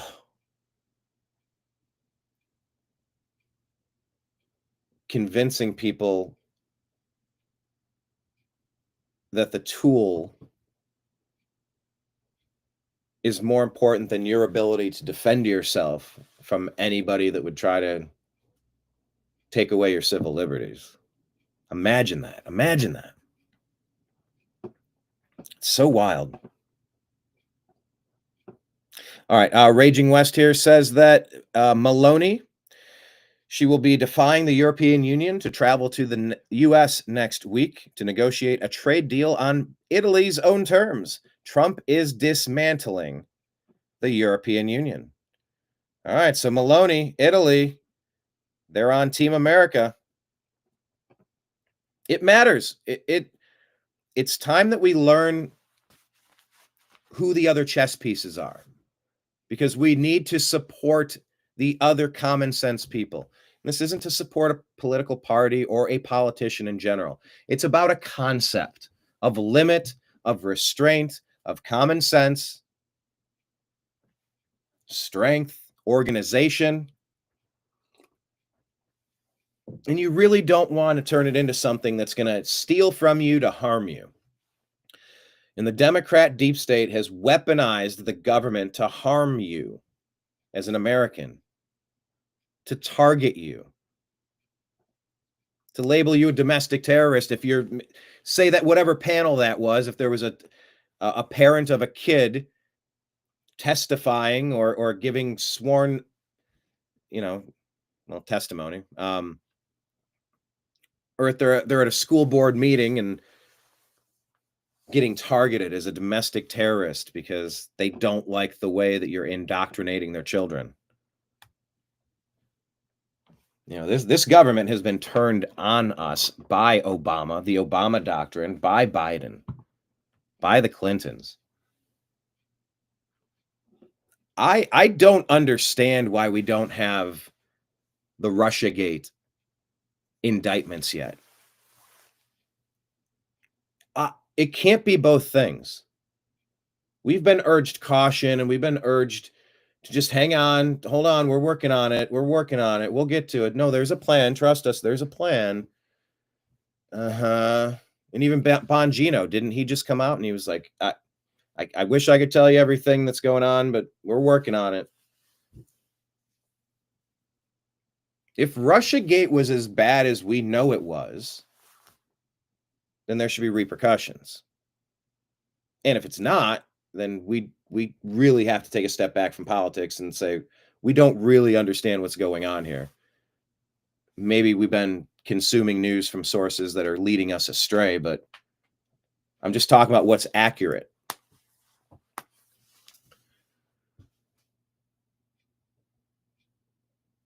So that's what I'm seeking. I'm seeking accuracy. Just trying to figure it out. And I really don't want our dollars being stolen so that they can turn it inward and then start attacking us. It's like reaching into somebody's backpack, taking out their textbook, and then they start hitting you with your own book. It's like, yeah, this is stopping. And that's what we're stopping right now. That's why they're big mad, because they've been the bullies for a few decades now. And they've been getting bolder. They've been getting more aggressive. And they've lost the people. They're looking back. They're at 21% approval, 27% approval. They don't understand that they are in a group of people that is not well regarded.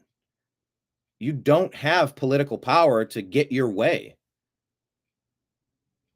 We're all trying to get along on this planet, and you're pushing things that we're not going to do. So you need to stop that. That's where we are as a country. And some of those things are just, we're not going to spend money on certain things. By the way, we have $36 trillion on a credit card debt. We got nowhere else to go. This is a national security issue. We got to get this budget under control. We need to get a sound currency that's going to maintain value, because this inflation, this U.S. Federal Reserve note losing 98% of its purchase power since 1913, or whatever the specifics are. This is not sustainable. This is not a thing. This has reached the conclusion of the theft. I don't know what the heck that was, but you've stolen from us as Americans. And if the right people get bribed, if the right people get paid off to just, we'll make it work. Here, you put on a red tie, I'll put on a blue tie, and we'll get through this. We'll get them distracted with some other shit. Here, I'll wave my hand like this, and everybody will watch my hand waving over here. But I'm tired of that stupid fighting. What I want to do is I want to find out ways to design better cities. I'd like to figure out ways that we could harness more of our own rainwater in individualized cisterns at our properties that could have backup battery power to access the reservoir to use and cover our house and property with water should there be a wildfire in this region. Cisterns aren't that much. You dig a hole, you put it in. $5,000. You could do some of it on your own, depending on what tools you can rent and what you're comfortable doing. Depending on circumstance, you could do it for next to free or $5,000-$10,000.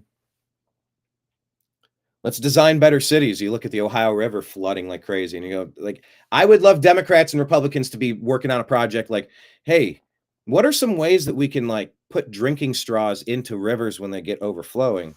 And how can we divert that out to ease the pressure of that? There has to be a system they're using, but what type of improvements can we make to improve that?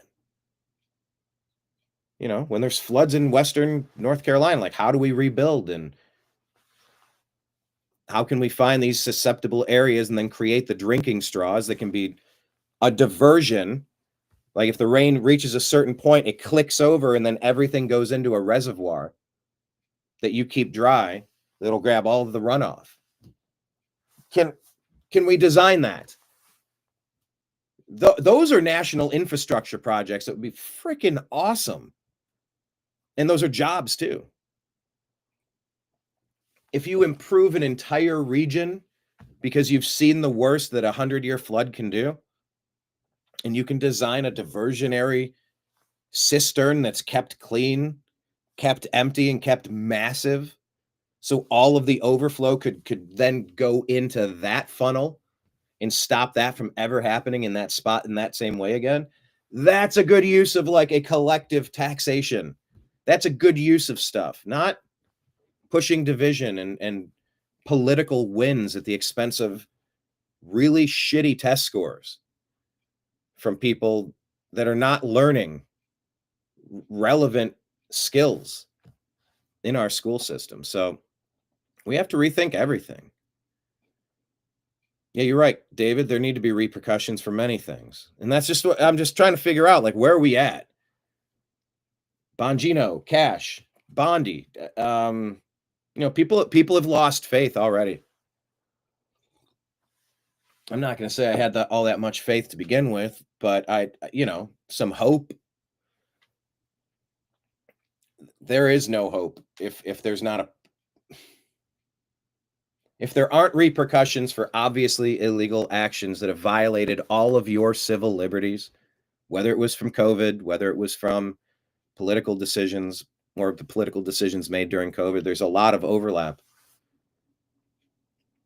If there aren't repercussions for the stuff that's happened, it's giving a sanction for the fact that it's never going to stop happening. The things that have been done to Trump by Obama and Clinton and the Democrat Party, the stuff that's been done to the national security of our country, from Lake and Riley all across, it's stunning to think about. It really is.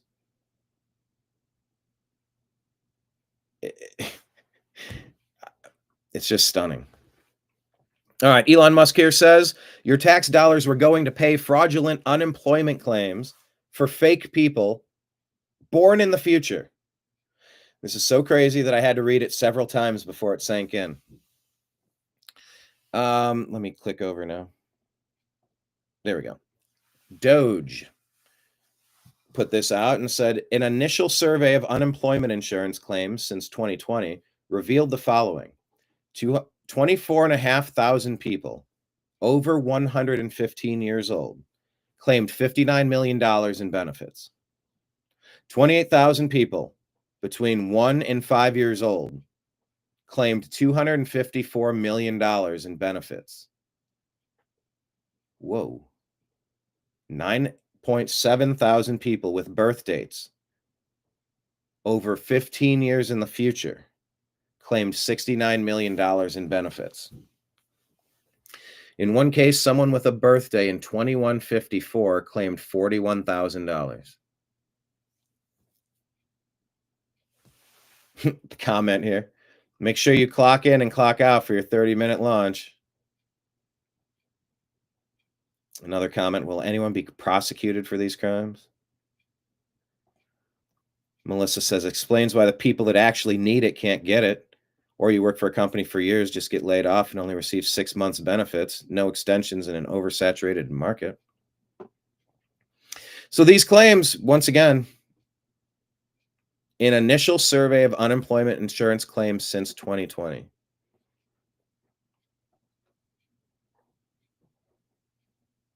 Once again, Elon said this is so crazy, I had to read it several times before it sank in. Your tax dollars were going to pay fraudulent unemployment claims for fake people born in the future. All right.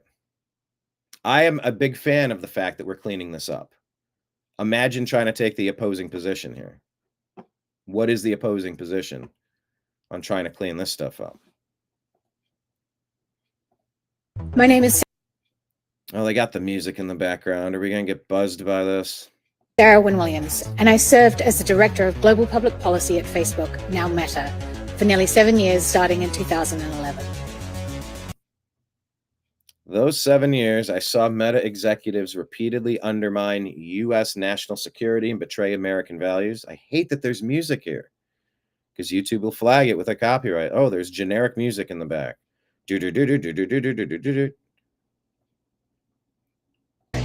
To win favor with Beijing. Oh, doggone it.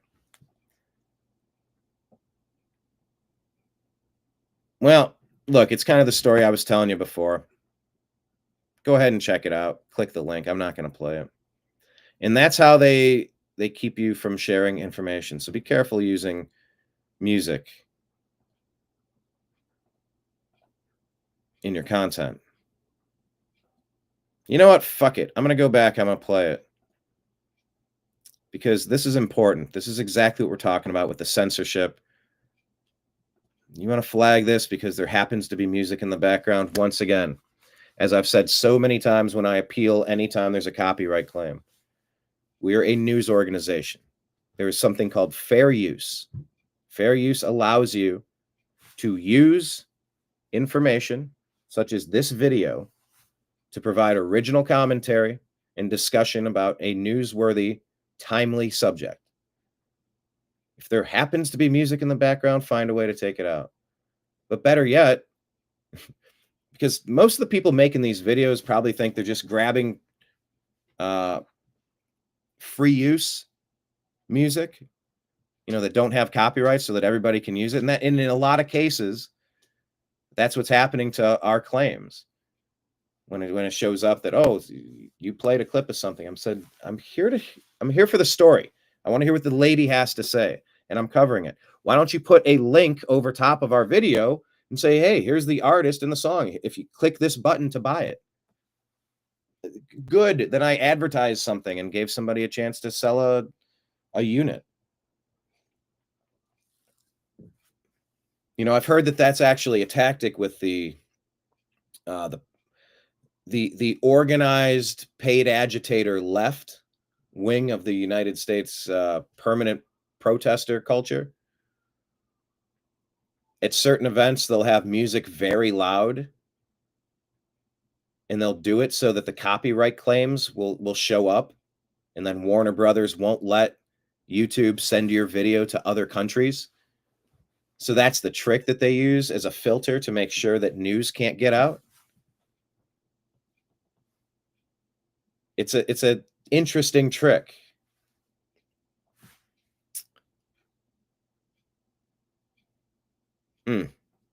See, now I feel like I've talked myself out of it. Because if today's show can't be shown to other places because of the background music here, then it will all be for naught. All right, so I've changed my mind again. Watch it. It's on the Instagram feed for the New American Media. I don't want to sabotage my own program. All right, Representative Marjorie Taylor Greene says House Republicans must stick together and pass the Senate budget resolution so that we can move forward to reconciliation. The budget resolution is just a key to open the door to start reconciliation. It's not the hill to die on.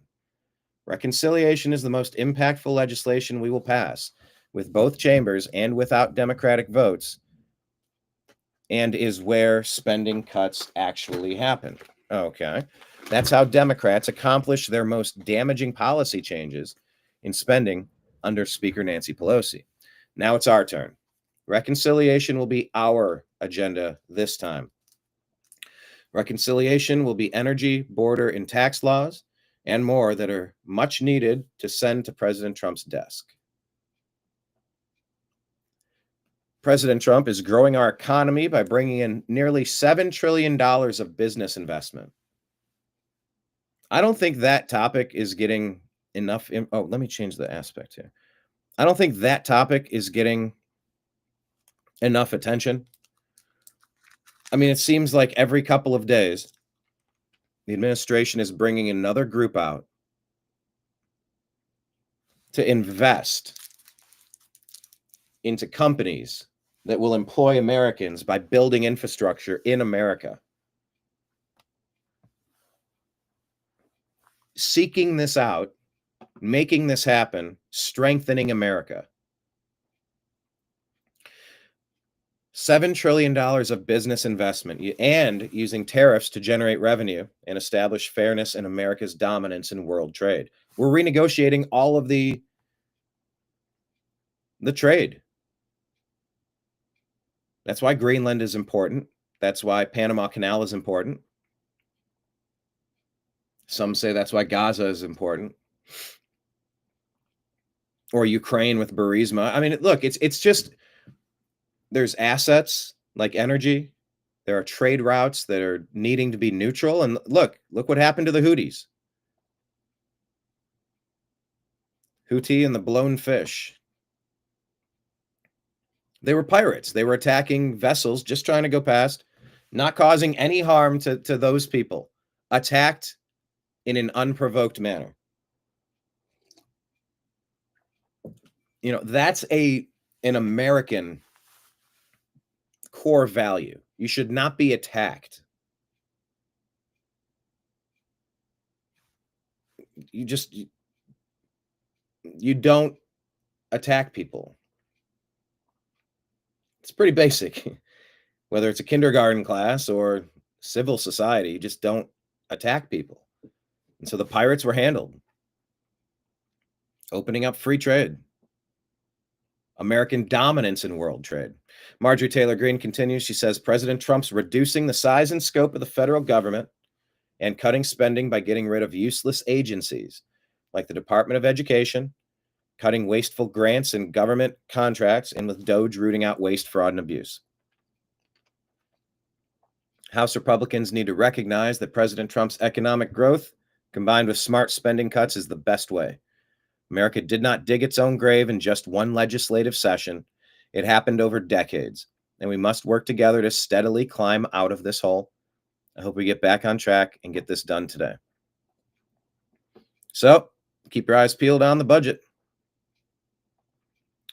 The Kennedy Center broke an all-time attendance record for a public event after the Trump takeover. So you have that. I don't know much about it. I'm not going to do a deep dive, but interesting story. But when I see more stories about it, I will do a deep dive later. It's interesting. What is the claim and what was done and what's the impact? What does it matter? Does culture matter? Because remember, the deep state Democrats have had culture for 30 years now. So where are we at as a culture? Anyway, here's Victor Davis Hanson. What's it say? Tearing the mask of the Democrat Party off. Here you go. The Democratic Party is a party of the very wealthy professionals, the billionaire class, and the subsidized poor, and it abandoned the middle class 10, 15 years ago. All the data show that it's the party of the very wealthy. And what they're doing right now is they're creating hysteria on the left so they can empower Europe, China, and Japan and send a message. If you guys will just hold out, we're creating such anger and tension here that you can win this trade war, humiliate Trump, and then we can come back to power. And we're going to restore the globalized status quo. That's what they're doing. The Democratic Party is a party of the very wealthy professionals, the billionaire class, and the subsidized poor, and it abandoned the middle class 10, 15 years ago. All the data show that it's the party of the very wealthy. And what they're doing right now is they're creating hysteria on the left so they can empower Europe, China, and Japan and send a message. If you guys will just hold out, we're creating such anger and tension here that you can win this trade war, humiliate Trump, and then we can come back to power. And we're going to restore the globalized status quo. That's what they're doing. The Democratic... Sorry, that played twice. I just, I'm relatively new to Victor Davis Hanson. I do like hearing him talk. And maybe it's weird, but I do like hearing some of these segments twice. And sometimes maybe I'm doing something else, and then I got to say, what was that thing? What was it? I double checked. I'm piloting 47 buttons and all sorts of messages, and I'm juggling a lot of things over here. And sometimes I look up and go, wait, was that the beginning of that? Sorry. Yeah. Bella's Chance with a great question here, asking, I've never heard a simplistic, understandable answer to this question. Who is it that we owe $36 trillion to, allegedly? That we allegedly owe $36 trillion to? Who? That's a great question, Bella's Chance. Yeah, David, it needs to happen now. Everything is crumbling.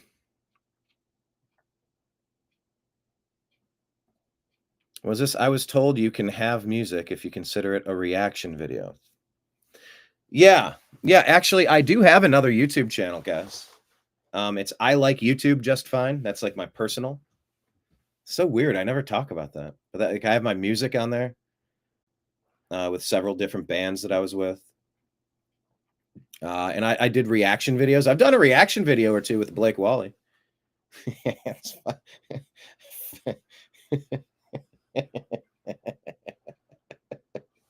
It's funny. It's a funny video. Then we did a reaction to Harry Mack, and I don't know if Blake was like fully understanding what was going on, and I don't know that he was like vibing with it at all. And then we did go see him live in Nashville, which was pretty funny, pretty cool. Anyway, yeah, but if you go to I like the letter U, I like YouTube just fine. I like the letter YouTube just fine. I do reaction videos. I haven't done them in a while, but I should get an audience that way.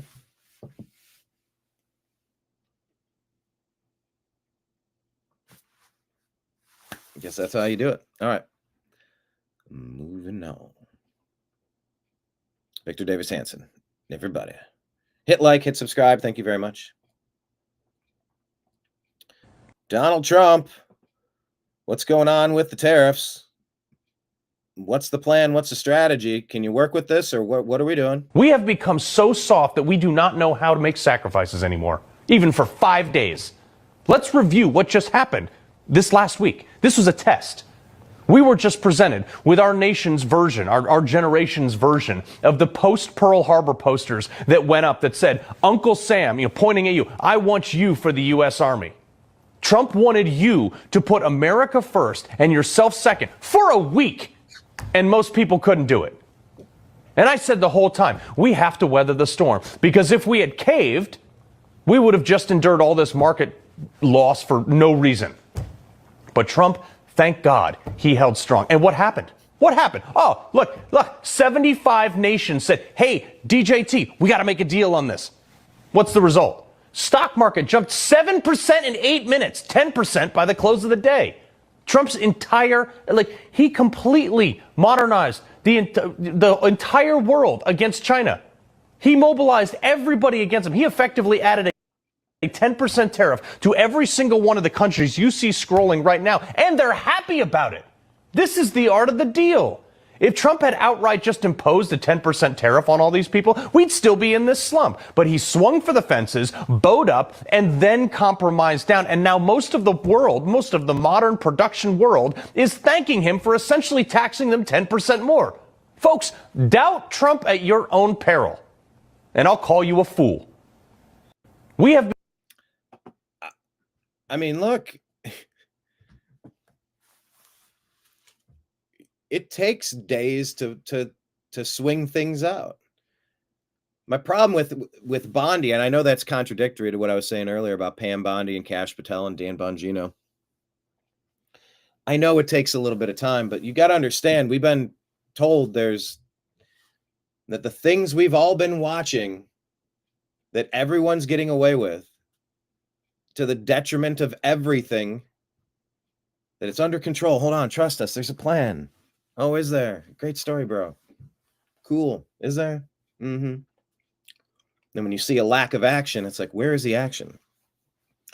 But I'll say this, there is a strategy. There is a frame of mind that says you give a president a power.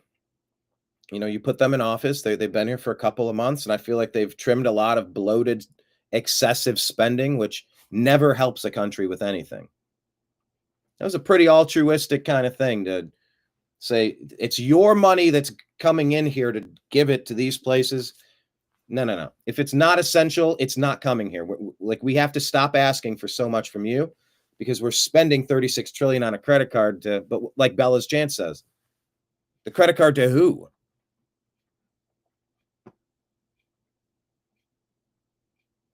Where is that credit card? Who owes what to who exactly? I don't know. David's asking, it's the same thing in Canada. How could a country of trillions of dollars, what is that of natural? Oh, yeah. How do you end up in debt to the same people the United States and the rest of the world money supposedly owe money to? Oh, resources. Yeah, natural resources. Yeah, but still in debt. Bella's saying, I like Victor Davis Hanson a lot. Always listen when I see him. Yeah, I like reading his stuff. I read something on, it might have been tariffs. It might have been the Panama Canal. It was a good piece. I was like, that's a good writer right here. And it reminded me that I don't really write much these days. I do miss that about my brother. Certain things, the writing, like in the comments section, it would be a paragraph or a couple paragraphs of like really analytical points to question or consider. Yeah, Victor Davis Hanson is a very good writer, but I'm very new to him. I don't know much about him at all. I know the name, and I've known the name for a very long time, but I didn't know why. I mean, is he some guy on Broadway? It sounds like Victor Davis Hanson live on Broadway, but I don't think that's a thing. David saying this is one of the reasons I think it all has to come down. We can't have the same people who controlled everything just continue their own shit. Yes, Kenneth, patience is part of the plan along with trust. I know. Trust the plan. Trust the plan, everybody. Trust the plan. There's a plan. All right, but I'd like to see it before I'm kind of done waiting. I feel like there's enough evidence here. What are we waiting for? Where's the Epstein list? Where's the Diddy list? Where's the JFK files? Like, we're getting played here. We're getting played here. Where's it at? You said you're going to open up the White House to independent media. We were licensed media in 2016 at the Republican convention, but you give it to the same 14 people that are the biggest names in independent media. I'm not saying Tim Pool meeting privately with Benjamin Netanyahu is something we ought to prioritize when we consider who we're getting our information from and what slant they're using to get there. Or I could, but it's all just interesting. It's all just interesting to think about. So yeah, trust and patience. Nah, man, if the stuff that we think we know is accurate and it's all right there, where are the indictments? What is happening? Bella saying, I believe Victor Davis Hanson owns a farm in California. California is such a fantastic place. I wish they could get some real leadership there. Ahmed Y says, Adam Schiff is having a meltdown on Capitol Hill because Trump told America to buy stock. What did you make of that? Did you melt down because President Trump told America to buy stock? Oh, no. Hold on. Let me break free for a second. Oh, no. The president of my company is saying that we should buy our stock? Oh, no. How dare he believe in us? But that's how foreign the concept of rooting for America to win feels when you've been sold out to corporate interests, multinational corporations, to make America last so that all the policies and all the profits go elsewhere instead of here. So we can have a good life. What is it? In times of universal deceit, truth-telling becomes a revolutionary act.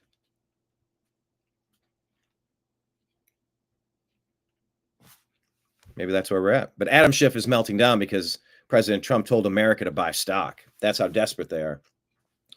He's trying to say Trump was involved in insider trading while he was making bullshit claims that America was heading to recession. How many millions have members of Congress made from insider trading? How many millions? Raging West says U.S. travel advice now says El Salvador is safer to visit than Sweden. What's happening to Europe is tragic. This is information about this Colorado bill. Well, you know what? The Colorado legislature has been passing these radical bills since 2019. They lowered the age of healthcare consent to 12 for children. They mandated that all counselors must affirm gender-confused kids. They established us as a trans sanctuary state where people are fleeing here to mutilate their children, especially in these custody situations.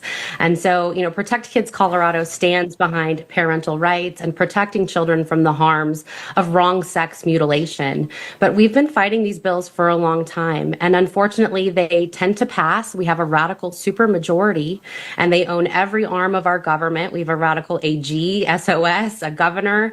And so unfortunately, these pass, and families are affected in the meantime. Now, we fight back with lawfare, as you've seen with Jack Phillips, and now with this counselor law being challenged at the Supreme Court. But that takes 5 to 6 years. And in the meantime, parents and children will be affected by this bill. And the people that I'm most concerned about are these dads who are in custody situations where their children are being transitioned against their will medically.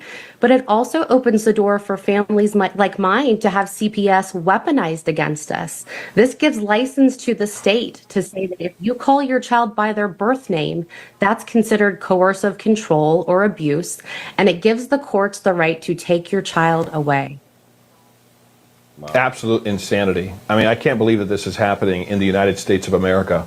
The state, literally, the government taking your child if you try to call your child by the name that you gave them at birth. It's just pure insanity. So what can parents do if they're in Colorado and this bill does pass and the governor does sign it? What should parents do? Should they literally pack up and move and leave the state? You know, I've asked that question a lot, and I've come to the conclusion that no parent should ever put their child in a government school. Whether they're in Colorado or not, government schools are not safe for our kids, or trust counselors or medical professionals here in this state. But we are fighting back. I mean, the good news is that we only had 24 hours notice of this bill, and they had a year to plan for it. And we turned out more opposers than supporters with 24 hours notice at the first hearing for this bill. So people are awake. They're paying attention. There's a petition at Colorado. I mean, this is a niche topic, but it's important. You can't let your society go the direction that Colorado is dealing with right now. It's a niche issue, but it's a line in the sand issue. This is wow, what a line in the sand. This is very obvious that this cannot be allowed anywhere. Parents.org that anyone can sign. Also, Heritage Action has a great form where you can email all Colorado senators at once. But we really need people to show up and give testimony. You can Zoom in. It only takes 2 minutes. And I have a theory that you either fight here in the legislature for your kids or you can fight in court for them. So it is imperative that Coloradans and anyone around the country who cares about parental rights and free speech shows up to give testimony when this goes to Senate committee. Anyway, that's insane what's happening. It's a line in the sand. How has America allowed this to happen? Scott Jim, MSNBC. Not just go and say, I like it, it's mine now. It doesn't work that way. Well, that is what they're trying to do. And in this new world order, yeah, absolutely. When they're looking at Greenland and say, I like it, I want to take it for mine, that is a very colonized. You have said you are. I have never ever said we're going to go to Greenland and quote colonize it or steal it. You're not a member of government, so you're irrelevant at that point. I'm talking about the president of the United States doing that. You got fired from your job. You can agitate. If you want to engage in personal insults, I don't, but you do. What you lack in a legitimate point, you make up for it in personal insults. I don't. You personal insults. The point I am making is in this new world order, we are looking at countries, whether or not they're an adversary or ally, it is being determined on what kind of deal we can get. And we cannot govern, we cannot legislate that. You got fired from your job. How relevant are you? Now, we are not going to have a personal insult. I know, that's why I was curious as to why you did that. You said I was not relevant, and I said, you got fired from your job. How relevant are you? We're not going to engage in personal insults. The insult that you threw at me, you're mad that I threw it back on your side of the fence? That was your trash you threw into my yard. I was giving you back what was yours. You had your dog off a leash again. Here's the shit back. That's yours. That's on your property. That's wild. I don't know who this lady is that got fired.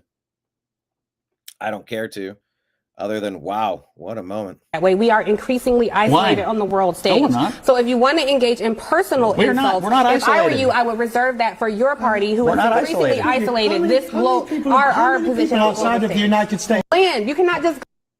go and say, I like it, it's mine now. It doesn't work that way. Well, that is what they're trying to do. And in this new world order, yeah, absolutely. When they're looking at Greenland and say, I like it, I want to take it for See, in this case, I do want to hear this interaction one more time. mine. That is a very colonizing. I have never ever said we're going to go to Greenland and quote colonize it or steal it. You're not a member of government, so you're irrelevant. I'm not even talking to you. You're not even a member of government, so you're irrelevant. When I'm talking about the president of the United States doing you got fired from your job. You can agitate.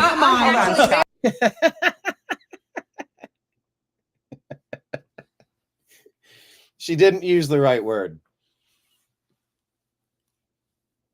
She was trying to convey, well, or maybe she wasn't. Let me not ascribe her intentions, but she was saying, you're not even a member of government, so you're not a part of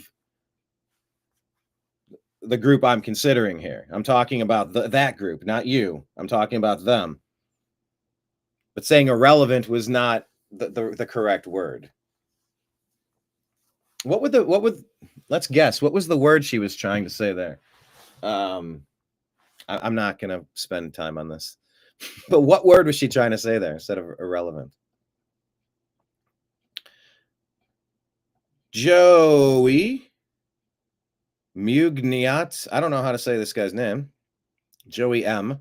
Democrats used the southern border invasion to steal $1.2 billion from the American taxpayer, launder it through corrupt NGOs like Catholic Charities, who then used our money to traffic hundreds of thousands of drugged children through our country. Nobody knows who they are, where they are, or what's happening to them. And the man who spearheaded the whole thing had full-blown dementia and just left office without any charges being filed against him. You really can't hate Democrats enough.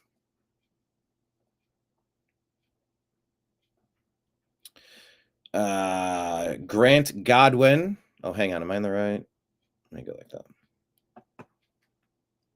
Bella saying, I've never trusted, but I've been patient, waiting, and justice. It's becoming a heavy burden. Kind of saying, justice is ultimately in the hands of the Lord, and I trust him. David, I believe it'll happen soon. We'll see. Can I go side by side? No. Be a lot cooler if I could. Grant Godwin says, best news of the day. The House has passed the SAVE Act, requiring proof of citizenship in order to vote. Now, when was this from? Let me ask Grok. House pass SAVE Act. Trying to figure out when this is from. It's a major step in the right direction for election integrity. 208 Democrats voted against this, which tells you that they want illegals voting. What did Grok say? Okay, yeah, April 10th. 220 to 208, known as HR 22 in 119th Congress. Individuals must provide documentary proof of U.S. citizenship, such as a passport, birth certificate, or other specified documents when registering to vote in federal elections. 4 Democrats joined Republicans in supporting the bill, aiming to ensure that only U.S. citizens vote in federal elections, a requirement already enforced under existing law by mandating in-person presentation of citizenship documentation. It also directs states to remove non-citizens from voter rolls and imposes penalties on election officials who register applicants without such proof. Marks the second time the House has passed the SAVE Act, previously passed July in 24, 221 to 198, but it stalled in the Democrat-controlled Senate, and then President Joe Biden had vowed to veto it. With Republicans now holding majorities in both the House and Senate. By the way, I'm reading to you from Grok right now. So this is the Grok interpretation of what's going on. The SAVE Act aims to ensure that only U.S. citizens vote in federal elections, a requirement already enforced. Okay, they hold the majorities in both the House and Senate in 25. With Trump endorsing the bill, the chances of advancing have increased, however, still face significant hurdles in the Senate, where it needs 60 votes to overcome a likely Democratic filibuster. Voting right groups say it could disenfranchise millions of eligible voters, estimated at over 21 million who lack easy access to the required documents. No, you need to verify who you are a couple times in your life. And the ability to vote is probably one of the most important. It's one of the times you have to show who you are. Yeah. That's cost of entry of admission right there. That's your cover charge.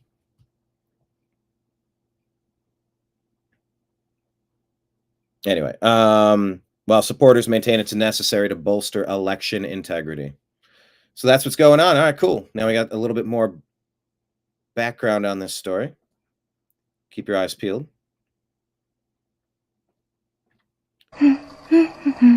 This says, if the January 6th defendants were the criminals, why did Biden pardon the investigative committee?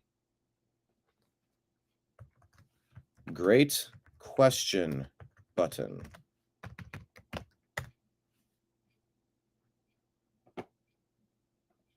It's so interesting. Almost like he was being framed. Almost. Kevin Smith here says, the left was mad that the stock market went down. Now they are mad that it went up. Maybe they are just miserable people in general. Maybe. What say you? Maybe they're just miserable people in general. Here's Democrats on the floor of the House fighting against the SAVE Act, which would require proof of citizenship to vote in federal elections. Let's take a listen to her perspective. How much sense does she make? Oh, volume. $1 million just to register to vote. Y'all, that's the poll tax, plain and simple. And it's blatant voter suppression.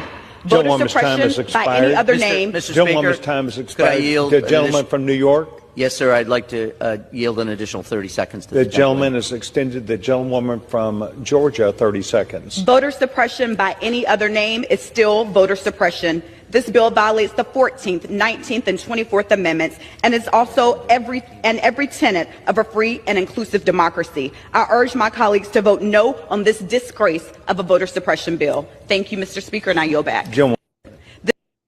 Yeah. Imagine arguing that you don't need to prove. All right, let's talk about inflation falling. MAGA is succeeding at making some good shit happen.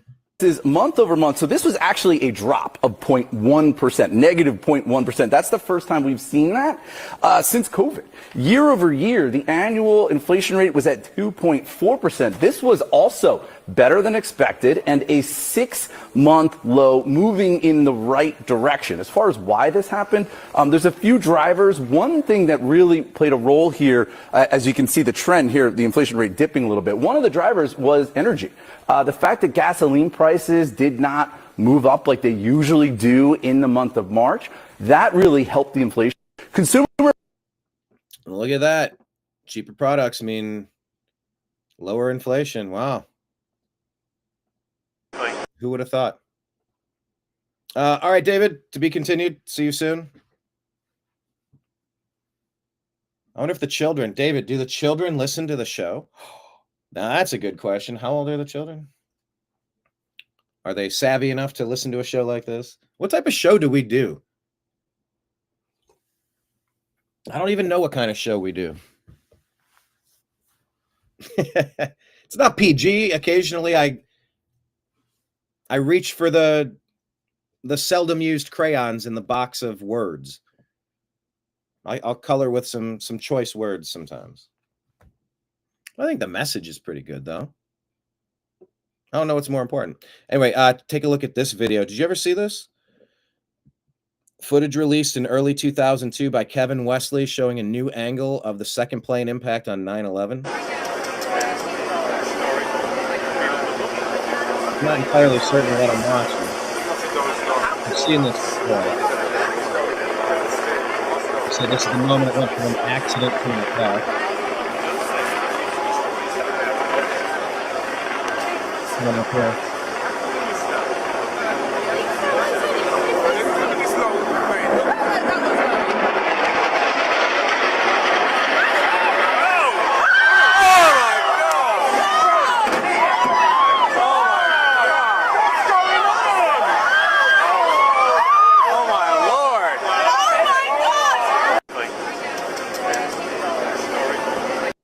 It's interesting. The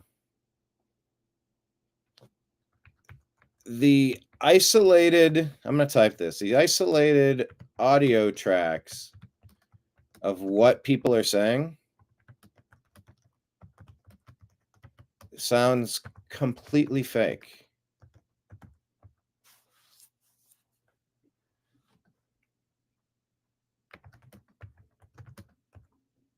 It might be accurate, but it sounds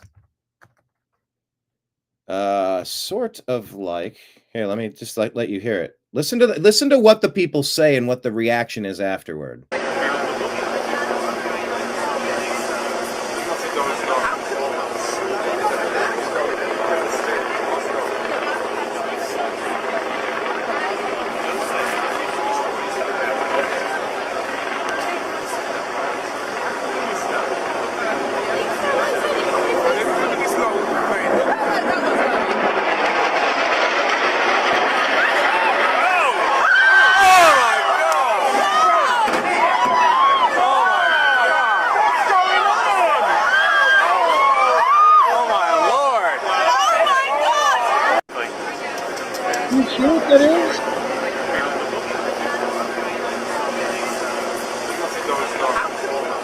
Oh my God. Oh my Lord. What's going on? This is being read off of the script. And notice that doesn't seem something's off.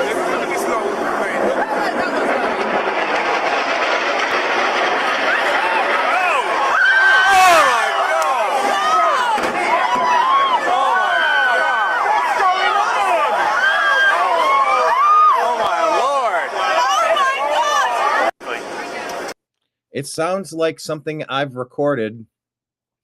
I worked on a Western. You can look it up. It's called Dead Men. And so I was hired to do voices and sound effects, which was pretty cool. So like when you have people in the background at events, and I've recorded things that are similar to what I just thought I heard there. It's like reading out. Oh my God. Because like in isolation, you're like, all right, now read these lines. Oh my God. Oh Lord. And it's just like the audio engineers just placing them next to each other, but everyone's acting in the same way because you're only giving like a 4 or 5 second. Oh God. But played side by side, it just sounds completely fake. I'm not saying it is fake. I'm saying it sounds fake. Anyone else have that vibe with that? Curious. Brett Lee saying we're about 4 months into Trump's presidency, still waiting to hear which rights women have lost and where all those internment camps are supposed to be. Anyone? Or is that all just dramatic campaign fiction? It's a good question to ask some people right now. HHS Secretary Bobby Kennedy Jr. will not enforce a measles vaccine mandate. Muckraker says, Miss Muckraker, if I had to take a guess, access to Social Security numbers are a major key to connecting the web of fraud and corruption that's taken place the last 50 years. We're going to see how they've cheated the system at our expense, how we have funded their games and lavish lifestyle. A Social Security number, SSN, tied to a fake or non-existent person, often referred to as a synthetic identity, creates a powerful tool for fraud because it exploits the trust and verification systems built around Social Security numbers. Foundation of identity verification. Oh, so there's a lot here. As a foundation of identity verification, SSNs are widely used by banks, employers, government agencies, and credit bureaus to verify someone's identity. When a fake SSN is created or stolen and paired with fabricated details, like a name and birth date, it can appear legitimate to these systems, especially if no one flags it early. Build a credit profile with it. Fraudsters can use this synthetic identity to open bank accounts, apply for credit cards, or take out loans. Since the SSN doesn't belong to a real person, there's no existing credit history to contradict the activity. Over time, they might even make small, legitimate-looking transactions to build a credit score, making the identity seem more credible. Exploiting systemic blind spots. Many institutions don't cross-check SSNs against a master list of living individuals, like the Social Security Administration's death master file, in real time. This lag allows the fake identity to operate undetected, even better for fraudsters. A synthetic SSN might not raise red flags unless someone, say a real person with a similar number, reports an issue. Okay, this is a deep dive. It's important, but tax fraud, employment fraud, exploitation of trust systems, synthetic identity fraud, harder to trace than traditional identity theft, all sorts of problems. So yeah, go ahead and read this thread. It's a good thread. Was this Rudy Giuliani put out? Boom, President Trump continues 4D chess while the Democrat doom and gloom naysayers continue to play checkers. Countries are lining up to work with President Trump on new trading deals. And while China is isolated more now than ever. Well, President Trump got everybody's attention.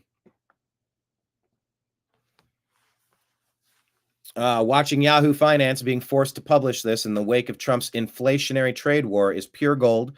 Core inflation falls to the 4-year low in March. 4-year low. That's on the right track, people. Trump to revoke Chris Krebs' security clearance.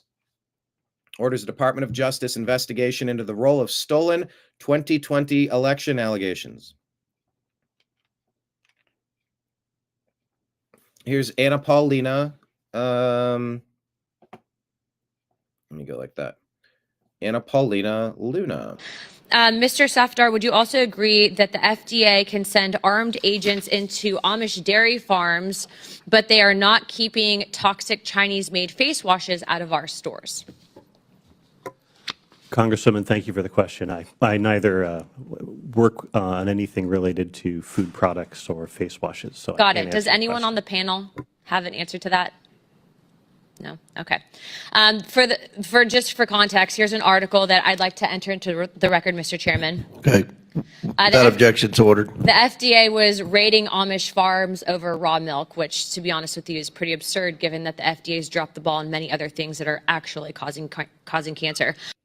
Mr. Safdar, would you also agree that the FDA can send armed agents into Amish dairy farms, but they are not keeping toxic Chinese-made face washes out of our stores? Congresswoman, thank you for the question. Come on, people. It's just a matter of priorities and what you're actually trying to make happen. Don't tell me what, I don't want to hear what you're saying. I want to see what you're doing. Amish dairy farms. I could think of better places to raid. Consumer prices month over month. So this was actually a drop of 0.1%, negative 0.1%. That's the first time we've seen that since COVID. Yeah, I did play this earlier. It was the same clip. First drop since COVID. Here's Adam Schiff. He wants Trump's tariffs paused, and now he's mad the tariffs are paused. Like, it's just so stupid. You got to stop listening to these people. It's just everything is an outrage. Everything is a 5-alarm fire. Every molehill is a mountain. It's not. You got to stop listening to these people. Our economy. I think people have seen their retirement savings on fire, and there he is out on the golf course. That may end up being the most enduring image of the Trump presidency. That is the president out on a golf cart while people's retirement is in flames. It will be the Trump recession. He will completely own it. This is a completely self-destructive economic act that he's engaged in. Writing to the White House to demand who knew in advance that the president was going to once again flip-flop on tariffs. And are people cashing in? He's wrecking our economy. I think. I would like to see the United States focus on working toward things that matter instead of just constantly trying to destroy the other side. I would love to work on things to make this country better. And it feels like President Trump's doing a couple of things, and I appreciate it. President Trump says, congratulations to the House on the passage of a bill that sets a stage for one of the greatest and most important signings in the history of our country. Among many other things, it will be the largest tax and regulation cuts ever even contemplated. Make America great again. One big, beautiful bill. You know, I was starting to make this point earlier. I didn't quite make it, but, you know, when you're given a job to do, the way to do it is you need some resources necessary to do your job. I don't like that some of these budgets are big, but we're also thinking big and we're cutting big. And I think you want to increase the budget of someone that you kind of directionally believe we're going to get some of the big things right. I think you need to have a bit of a war chest to do the things and put the things in place that are going to set the foundation for the arc of history moving forward. Like a foundational, for example, there's a downed tree in the neighborhood, and I've been working with the neighbor. There's a culvert in the back of a property, and all the water spills there, and it backs up in the yard, and it's a whole thing, but a tree fell, and nobody would clean it up, and it was blocking it, and all the water was stagnant, and you're getting extra mosquitoes, and it's just all sorts of not great. You know, we finally were able to get that thing cleared up and got the water flowing the other day. But along the way, we're grabbing pieces of driftwood and just spare pieces of plywood, banging them into the embankments because there's been lots of flooding and stuff, which is good because it's flushing everything out. But it's like you got to build the infrastructure. And we're like, all right, we need to get some rebar to smash some of these in to like lock some pieces that'll allow like an earthen frame to kind of help vacate more water this direction when it's coming down super hard. And that's engineering, and I'm fascinated by that kind of stuff. I want to work on projects like that. But the point being, to do projects that matter, you need to have a budget. You know. Yes, won't someone think of the children? Somebody think of the children. But yeah, I was just saying that, you know, investing in a little bit of rebar and taking a couple of hours to clear this stuff out and bust through the downed log and, you know, help an area of the neighborhood get better. It's like you're setting up the infrastructure so that when the big rains come, you've put some really big pieces of wood into the perfect place that could route the water properly so it won't flood. It'll take the most amount of water out of there. And then you build an earthen dam around it with all the sludge you're pulling out. You just kind of fill the embankment in.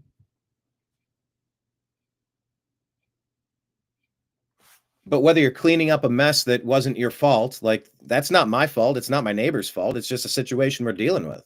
I don't have to spend any time or energy on it, but I'm trying. I don't know. I don't want extra mosquitoes because none of that water's moving. No thanks. It's an infrastructure project. And if you got a builder, let him build. And I think we need to put some things, I think we need to put some smart things in place right now. And I would really like to see the budget ratchet back next year. That's my concession. I'm willing to do more now and say I would like to see it ratcheted back significantly next year. Consider this year to be a 50% overpayment. Can you cut back 50% or 25%, 20% next year? Something significant like a 2-year, 10-year, 2-year, 10%, 20% total? Am I making sense? I don't know.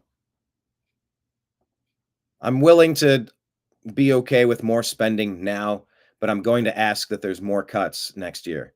I'd like to see smaller budgets next year. Because builders need tools to do so, and you got to make investments of time and investment of resources, and that's a lot. I won't even post this, just as I'm going to buzz through the stories here. Just RFK dropping a bombshell in his first network interview is, well, he's the HHS secretary. You know, there's only 3 deaths from measles in 20 years. and they're all people with extreme complications. And that's how you die from measles, because of the complications of it. Yeah, it's people who are already sick. And by the way, go to cdc.gov, who.int, and cisa.gov/rumor control. I shouldn't have to say this every time under duress. Figure it out. YouTube, if you think that this little phrase for countervailing views on health and elections, go see the cdc.gov, who.int, and cisa.gov/rumor control. Can't you just slap that on over the top of something with a link? Why do I have to do this every time? Like, we're grown-ups here. We're having a grown-up conversation. We don't need to be treated like children. Every consumer must be savvy enough to seek out countervailing views. And if you insist, then slap a label over top of it during that part of the conversation. It's just amazing what we're not allowed to talk about. And this is our Health and Human Services Secretary. There was no evidence with for example, these the two children that they were sick beforehand. They got sick from the measles, right? Well, no. Daisy Hildebrand, whose funeral I attended this week, was hospitalized 3 times from other illnesses. She had extreme tonsillectomy. She had mononucleosis that she could not kick. And then she got measles. She got over the measles, according to her parents.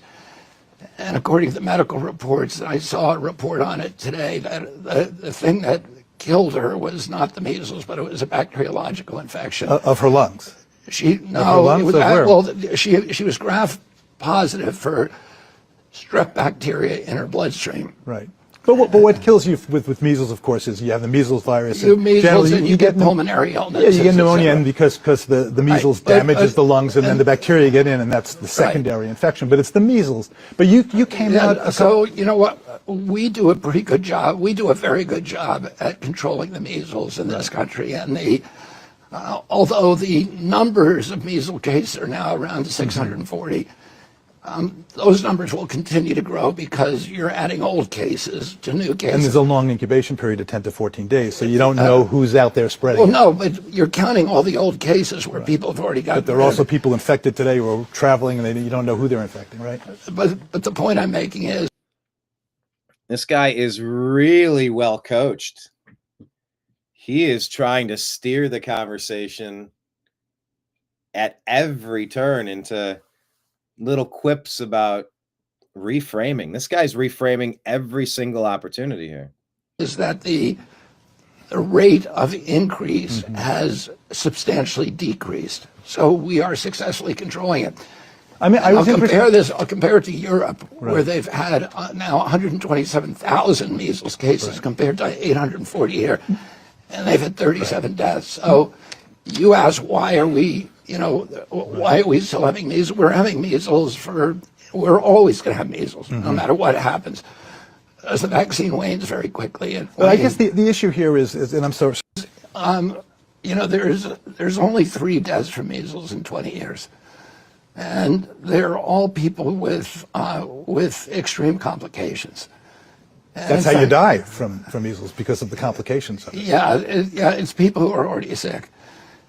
And right there, that was a tug of war. Yeah, well, it's the complications. Well, yeah, but it's the people that are already sick. Like, they're not on the same page right off the bat, you can tell. And we said this interviewer is attempting to reframe almost every point RFK Jr. is making. The interviewer appears well coached at interjecting the approved position. I can't be the only one that saw that. What is this? Oh, let's just go ahead and check the Dow today. See how much control they have over us. They're getting us to check once a day. It's down 2.65% today. 1,074.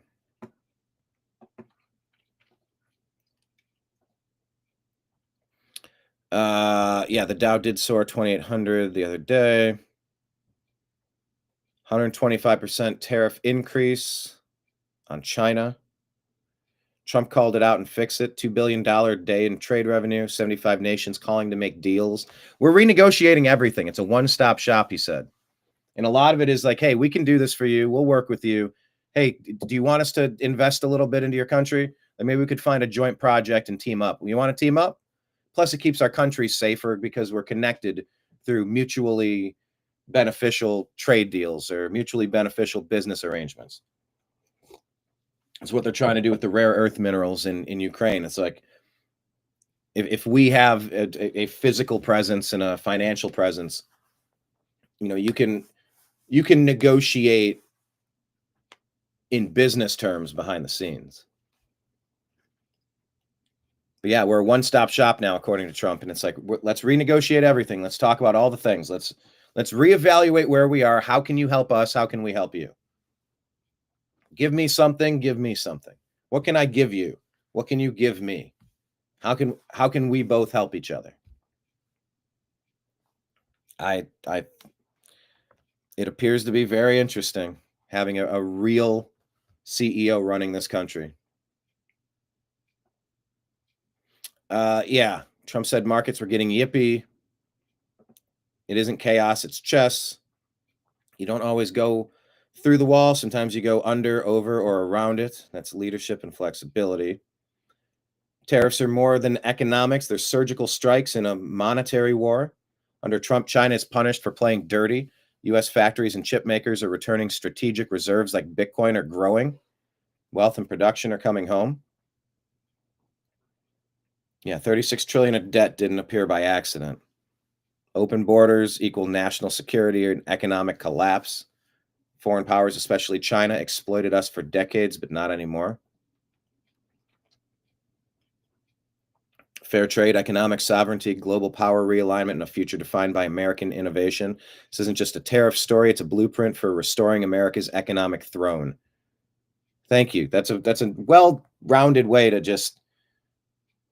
There's a lot going on here. There's a reshaping of everything, just like the land with that runoff. We're reshaping big pillars and posts and clearing out clogs and busting through fallen trees that are blocking this from flowing freely. And we're going to rebuild it so when it does flood, it'll float and filter out there and empty this out fast because we're sick of the flooding. It takes a minute, and you got to get some infrastructure. Trump is redesigning everything, shaping the globe with American interests in mind, not some globalist entity that hates us. That was shared from Communism Survivor on Instagram.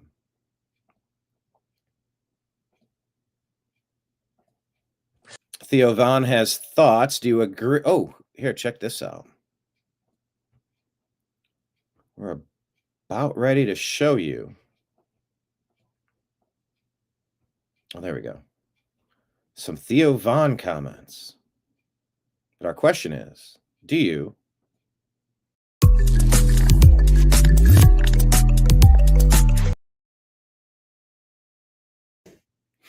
do you agree or disagree with Theo Vaughn?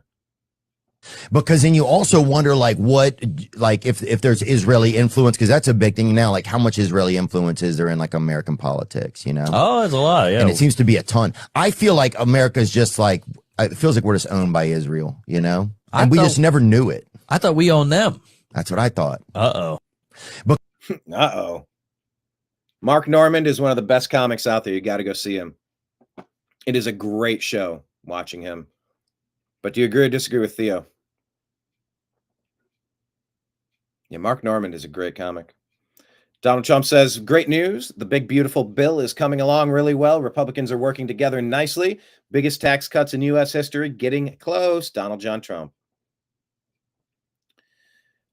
American Ksenia Karelina is on a plane back home to the United States, says Secretary Marco Rubio. She was wrongfully detained by Russia for over a year, and President Trump secured her release. President Trump will continue to work for the release of all Americans. Hey, nobody else brought her home in a year. Thank you, President Trump. I appreciate that. Thank you, Secretary Rubio. I appreciate that. You know, you don't want to be just left behind enemy lines. Like, you're supposed to care about the people that are on your team. You're supposed to care about the people on your team. It's a good job, President Trump. Thank you. Inflation. Inflation has fallen now officially to its lowest level in the last 4 years. All we needed was a new president, and he's just getting started. Yeah, this is DOGE discovering millions in taxpayer dollars wasted on unemployment claims for fake people, according to the New York Post. We did discuss that. All right. Let us go to our profile and take a buzz through X here on the TNAM AM Show here on the New American Media. Thank you, everybody.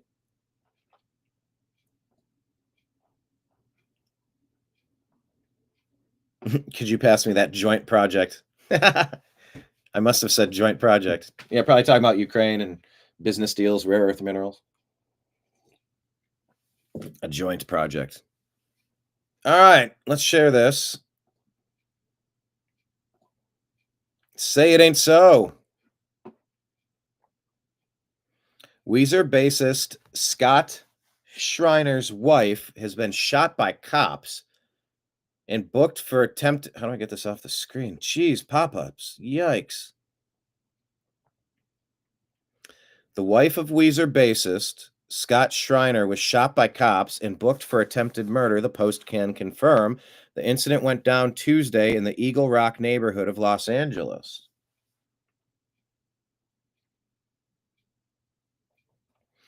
The chaotic scene outside the Weezer bassist's home. Hands are up. Cops responded to a request for backup in locating 3 misdemeanor hit-and-run suspects who fled a freeway crash scene and ran into a residential neighborhood at around 3:25. While officers were searching for the suspects, they observed a female who was later identified as Schreiner's wife, Jillian Schreiner, 51, armed with a handgun outside her residence.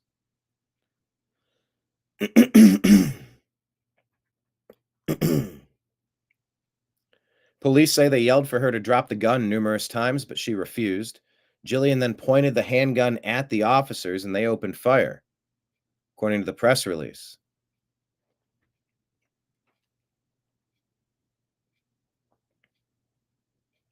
Jillian retreated back into her home after being hit before later surrendering with the babysitter. The LAPD confirms that the musician's wife was hit by the gunfire. TMZ says she was struck in the shoulder. Cops said Jillian retreated into her residence after being struck, but later came outside with another female. Oh my goodness. Oh my goodness. Pop-ups.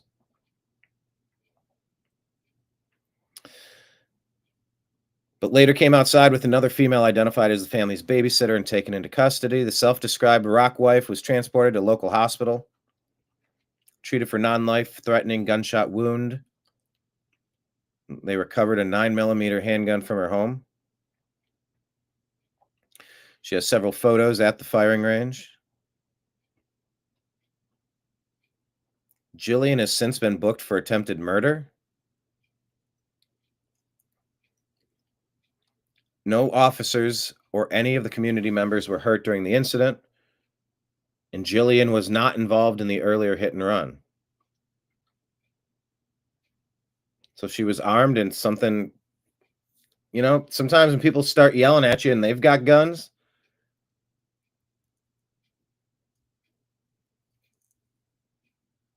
I need to get more information on this story. This is a weird one. Her representative confirmed she was shot, but would not speak about the details. It's probably good to not say too much right now and figure out what the heck's going on. I saw a gentleman walking on the shoulder, so my brother and I went over and assumed he was leaving the scene of an accident. Eyewitness describing it. She and her brother chased after him, and when they did, the male tried to run to the opposite side of the freeway and fell down. I mean, I don't know what's going on here. He was bleeding from his head, his mouth, and his knees. Jumped over the side of the freeway and down an embankment. Who is this group that's fleeing? I chased him down the side of the freeway, across the freeway, over a couple of fences. Her brother, Guy Bin, said he had a bag and a sweater. If you want to destroy this sweater. Whoa, whoa, whoa. I got this bag, I got this sweater, and me being so old, I couldn't keep up with the guy. I chased him to the park and I lost him. Schreiner's been the bass player in Weezer since 2001 after replacing Mikey Welsh. All right, there's our weird story of the day, I think. Wow. David's back. Very strange story. Let's hear it, David. Yeah, that Weezer is a very strange story, indeed. Activist judge appoints himself White House press secretary and orders AP's return to the White House press pool.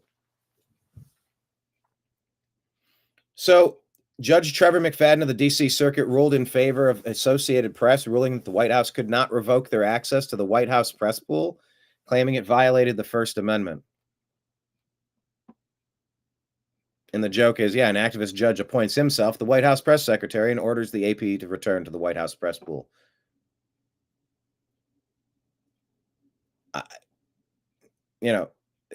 This judicial overreach is a very strange thing.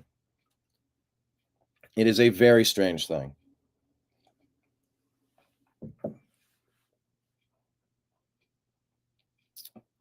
The Trump administration is contending that keeping the AP out of Trump's personal spaces does not qualify as restricting its speech.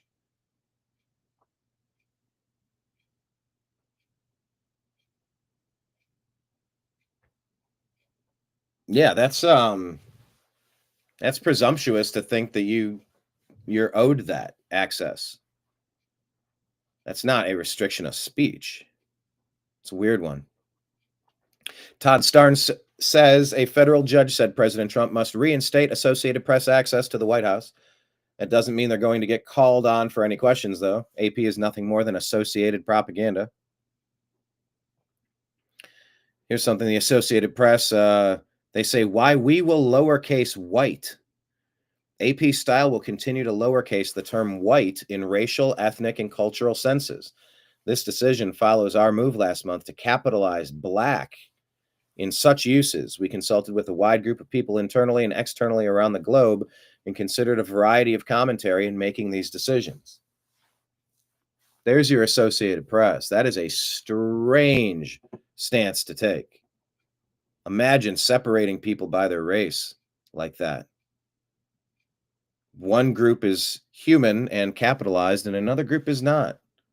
What a wild thing. And to think that that's okay, to be proud of that work. It's stunning. Yeah, very strange story. And the judges are crazy. So that's who Associated Press is. And I will, until Associated Press changes its policies in racial terms, spell their name as lowercase Associated Press. AP, you don't deserve to be capitalized. Oh boy, here we go. Let's talk about I try to never put Nick Fuentes on, but I just try to avoid the subject. Let me work my way backward on this here.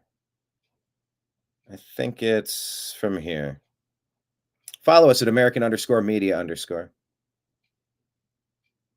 Tim Pool, what is this clip?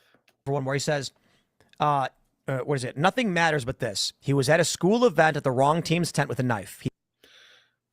So Tim Pool recently came out with this really strong stance. Where did that go? Oh, geez. Where did that go?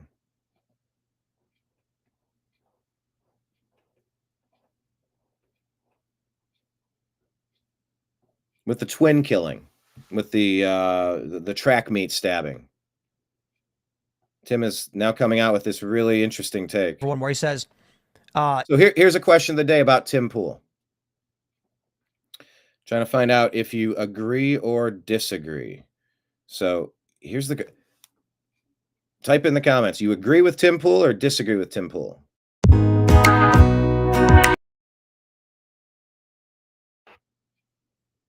All right, let's hear his take. What is it? Nothing matters but this. He was at a school event at the wrong team's tent with a knife. He clearly chose murder than to walk away, cut and dry here. Nope, wrong.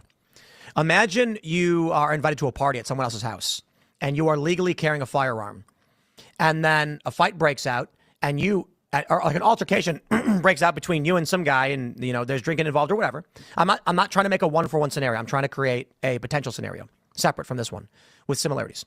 You go to a party. No, yeah, let's say you go to a party. And some guy starts saying stuff like, yo, man, get out of here. And you're like, I can do what I want. I was invited to the party. Verbal altercation escalates. And then the dude, you're standing there and you pull your sweater back and you've got a gun. You put your hand up and say, don't come close to me, bro. I'm warning you right now. Do not come close. Do not take another step. Then the guy grabs your arm and makes a move. So you draw your weapon and you use it.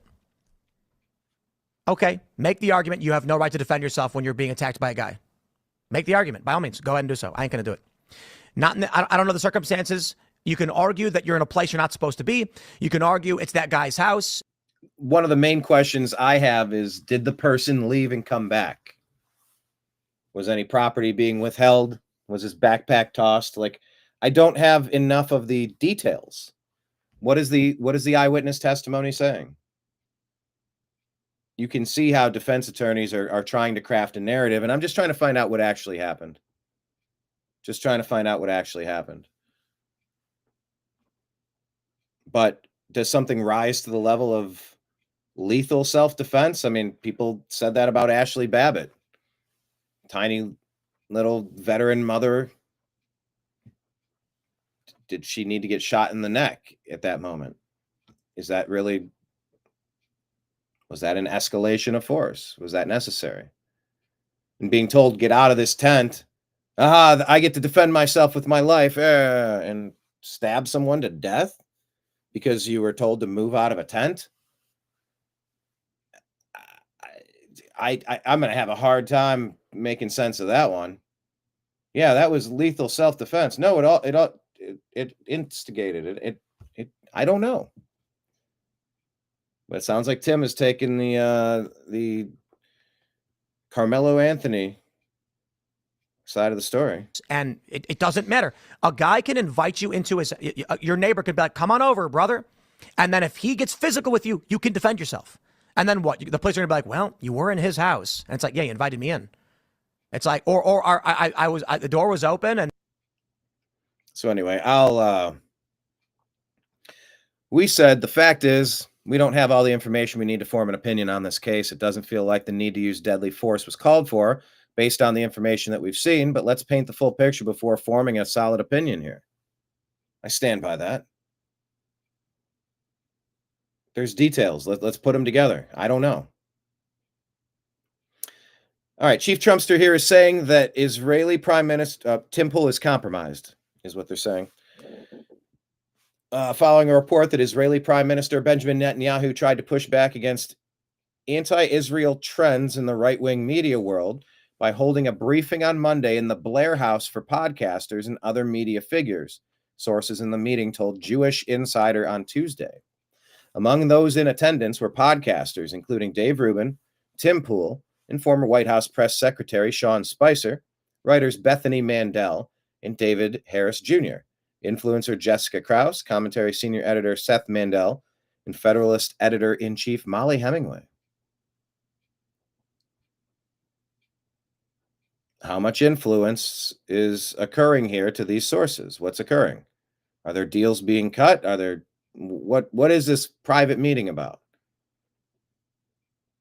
Is this to coordinate the next batch of propaganda? Something's about to happen and you want to have influencers going to paint the picture in a positive manner, or the manner that you're going to pre-select and say, it would really be in your financial interest if you, this thing that's going to happen, if you could kind of approach it from this perspective and kind of stay on this perspective, it would mean a lot. I don't know.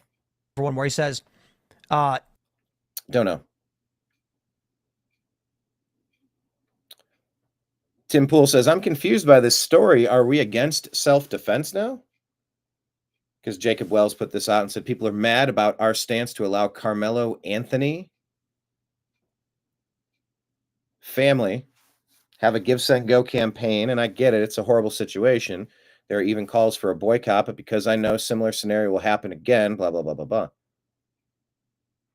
See, and now that's just kind of mean, saying Tim Pool is that's him after one meeting with the Jews.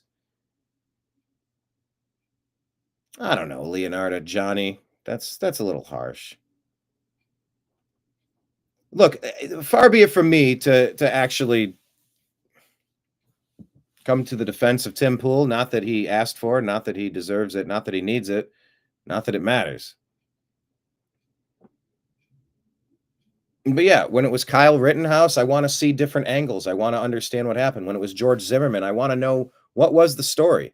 What is the best available picture that can be recreated of what actually happened without a slant, without trying to steer it one way or another, messing with toxicology reports and messing with autopsies. I don't want any of that stuff. I'm just saying what happened. I'd love to know just what happened.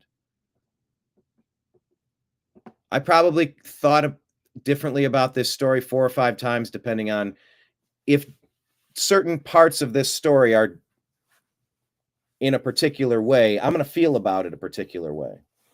So I'm trying to work that stuff out, by the way. So I don't know. I'm not going to jump on Tim Pool for that per se.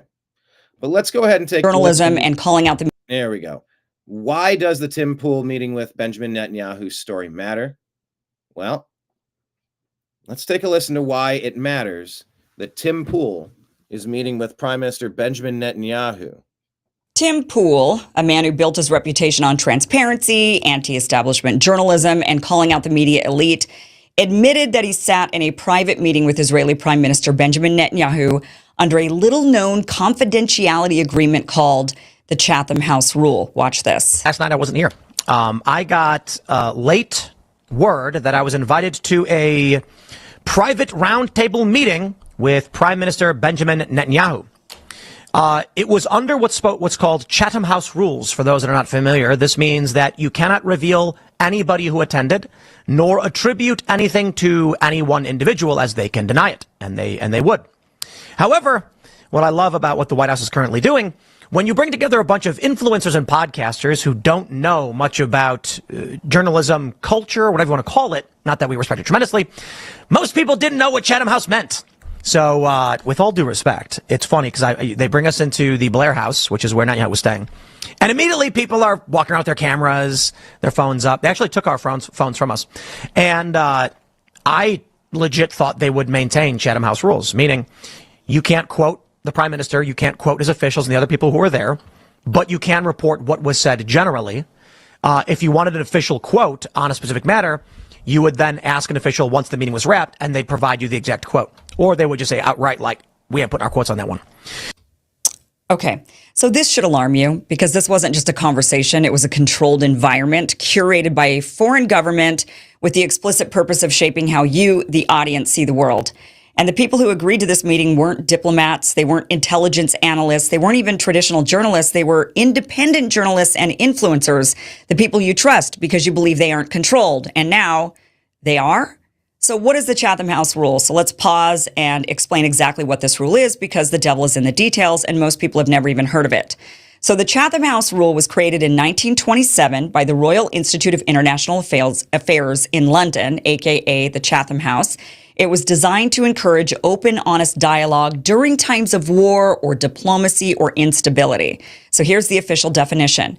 When a meeting or part thereof is held under the Chatham House rule, participants are free to use the information received, but neither the identity nor the affiliation of the speakers nor that of any other participant may be revealed. So let's break that down into plain English. You can repeat what was said, but you can't say who said it or where they work or where they're from or that they were even in the room. So the idea was that people could speak honestly without getting fired or starting a war or causing a scandal. Now that makes sense for high stakes diplomacy, like two countries trying to stop a war without alarming their citizens. But here's the catch. This wasn't a peace summit. This was a foreign government talking to YouTubers behind closed doors. That's not diplomacy. That's message control. And it is how media works. And should we be concerned about this? David saying Tim Pool is kind of a creepy guy in his opinion. Yeah, I mean, I don't know. I've crossed paths with him. I was going to interview with him. You know, he didn't owe me his time, but I felt like he had a couple moments, could have given a quick interview. You know, you remember that stuff. I don't know. Something's not set right with me about him and maybe about 30 others. Just kind of like, well, why has Dave Rubin been able to succeed where so many others are demonetized and their reach doesn't get out to certain places? And and I don't just mean that about like, or Tim or any of these people. I consider these people to be inspirations or colleagues or peers, people on the journey of opening up a camera and talking to the world. You know, they have, I wonder what how many views, I wonder like who tracks lifetime impressions on across all medium.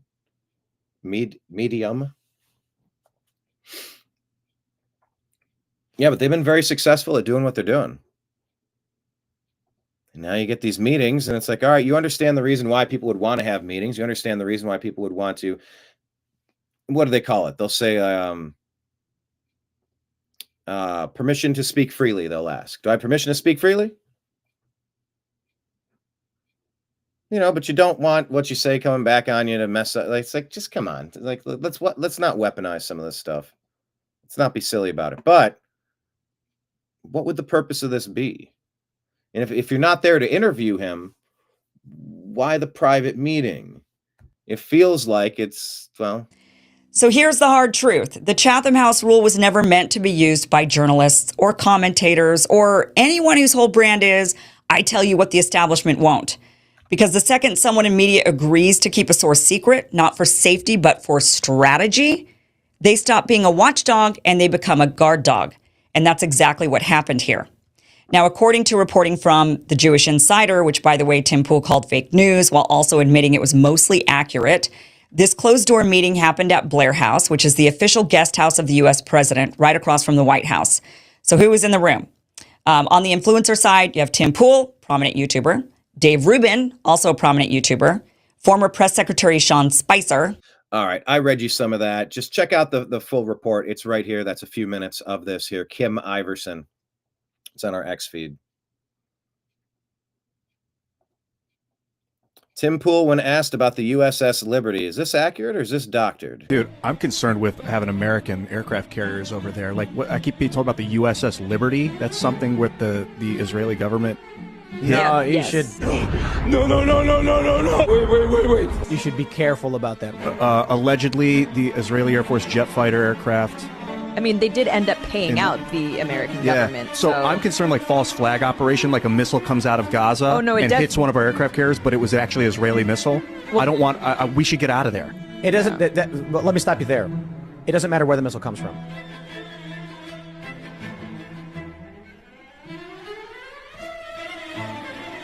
Okay, hold on. Is that pause legitimate or was that edited for extra effect? It feels edited right there, right? Like they reused that part, but I mean, obviously, the only thing that matters is where the missile comes from. We should get out of there. It doesn't. But let me stop you there. It doesn't matter where the missile comes from.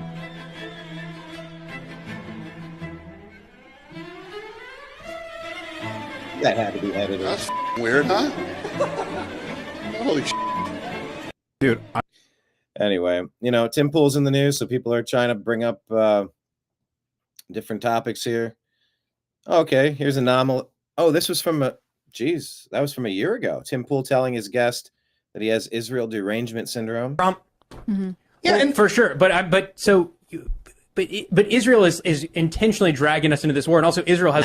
I think you got Israel derangement syndrome. Okay, well, I call it Israel Palestine derangement. And Tim's rocking back and forth in his chair, in an agitated manner. Okay, then let me. Well, so first of all, I'm not inferring. I'm just inferring. To my eye, that was the energy I picked up on there. Israel. This is on two separate. Do you know the story of Israel wiretapping the White House and blackmailing Bill Clinton? No. Okay, well, this is you can see this in the New York Post. There's been 2 independently written books on this. Yeah, but do you know the story about the NSA wiretapping Angela Merkel? No, okay, sure. I'm just saying. Look. No, I'm giving you examples of Israel doesn't treat us like an ally. Israel ropes us into these things because they know we're going to back Germany them up. like an ally, which is the point. No, I know, but welcome to international espionage and warfare. But if you're America first, why would you want to get exploited into this war in the Middle East that you care so little about? Why are you trying to make me single on Israel when all of these other countries are doing equally or worse things? Don't make me agree with Tim Pool, but I mean, he is making the point. He's like, we're bugging places, like we're bugging all the same places, every place. I don't know. A couple of these gotchas on Tim today. Like I said, I'm not even a fan, but I don't know. Tim accusing everyone of. It means as much to me as Burma and Saudi. Oh, okay. This is Tim accusing everyone of having Israel derangement syndrome because other countries receive more foreign aid from the U.S. on a year-to-year basis. The reality is Israel is the largest recipient of U.S. foreign aid in history since its inception. Just a meeting with Prime Minister Netanyahu in D.C. Interesting discussion. I'll discuss more, says Tim Pool. I know I'm late to this party, but I don't normally care about this stuff, but I realize I haven't chimed in on it. So let's kind of unpack it a little bit together. Pool expressed concerns about increased anti-Semitism and anti-Zionism in the pro-Trump podcasting space, according to sources in the room. Pool famously had Kanye West on his podcast, and the rapper walked out mid-interview after Pool pushed back against anti-Semitic comments. Responding to Pool, Netanyahu said it's the reason he invited the group to meet with him. Pool argued that there's a Qatari operation to manipulate social media algorithms to make anti-Semitic and anti-Israel episodes appear to receive far more views than, say, tips for picking up women in order to incentivize podcasters and YouTubers to produce more anti-Semitic content. Netanyahu, however, was non-committal in his response, saying only that it's possible.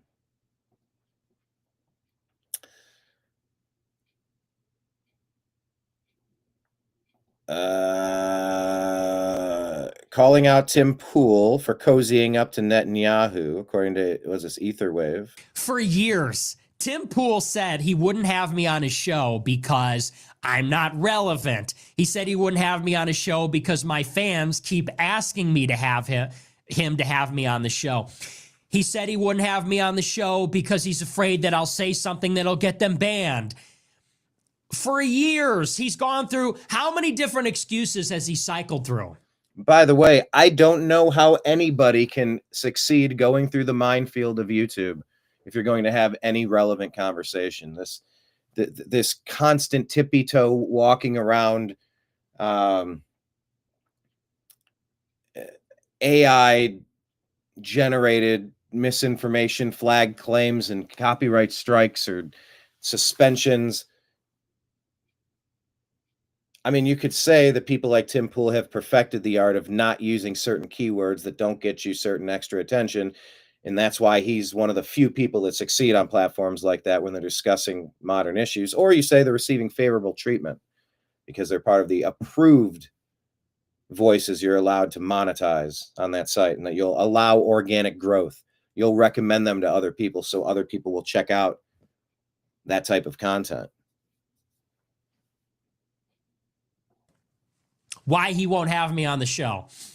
But yeah, I mean, they take great lengths. There's shows that try to walk the tightrope and stay monetized. I just don't know how they actually succeed it, because there is no succeeding it, because it is also arbitrary, and it's also mean-spirited and bitter. That, like, behind the scenes, they just view it as a war, and it's like, you know, what's the best? We could ban them completely, or we could just let them keep thinking that their audience will ever see their content. Anyway, it's just the whole concept of YouTube and free speech and how you avoid certain topics. I'm not saying it's one of the reasons why I avoid too many deep dives into this topic. It is also, it is a, man, it is a viper pit. I'll tell you what. I usually just like to avoid the subject because it is so toxic.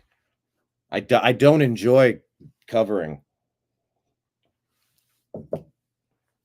But anyway, he continues here. Too many people are asking. Too many people are spamming the chat. Well, you're not in the news right now. Always an excuse. And now Tim Pool is meeting with the Prime Minister of Israel. I think we now know the reason. I think we now know the reason why Tim Pool won't talk to your guy here. Because he's kosher. Him and Dave Rubin are meeting with Netanyahu because they're in bed with Israel. You know, Dave Rubin's business partner at Locals, he met him at Hebrew University in Israel. Like, these guys are connected. So, and Dave Rubin, Tim Pool, Daily Wire, they're all connected to Israel. It's just, I don't think anybody's even, I think everybody knows this at this point, but it's just unbelievable. And Tim Pool is telling Netanyahu, I think Qatar is funding all this anti-Israel content on the internet. Beyond parody. So look, I mean, maybe there's the unintended consequences of all this, because now we're having the conversation. Now we're discussing it. We're doing a deep dive. I don't pay too much attention to what Tim Pool's up to. I don't really, or Fuentes, or, you know, Middle East it's been a mess for a long time. What can we say that hasn't been said? Anyway. What are your thoughts? Do you agree or disagree with Tim Pool? You know, some of the comments about that track killing, or the see, like even right there, I wasn't supposed to say the word KILL because it'll be flagged by the algorithm. Just it's trying to like warp how you speak and what you say. All right. Democrat hypocrisy.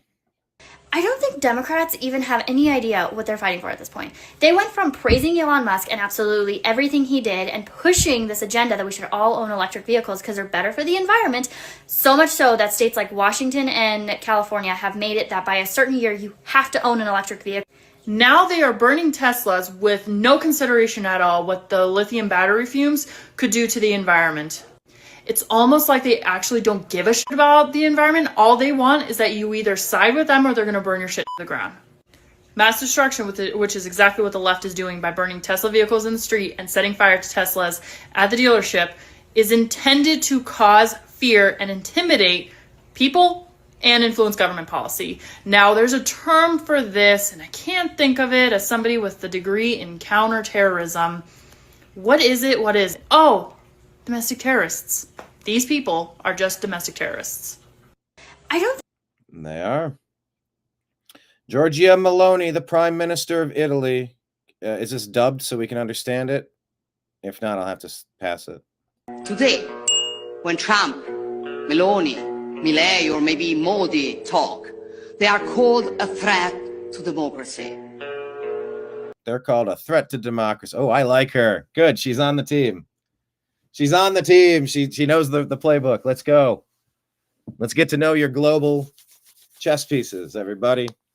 Giorgia Meloni, Prime Minister of Italy. All right, she's on the team. Welcome aboard. Welcome aboard. This is the last double standard. But we're used to it. We are used to it. And the good news is people no longer believe in their lies. Despite all the mud they throw. No, we are not believing the lies. You know, they said that President Trump said the media are the enemy of the people. Called them fake news. And like, we see it now. Not everybody's caught up yet, but we do see it now. And people don't believe it anymore. 21% for the deep state Democrats, 21% approval. And 21% is too high. They're abusive people. They're liars, tricksters, fraudsters. They get people riled up, and they harness that really negative energy, and they play you for a fool. There's such a better way. At us, citizens keep voting for us.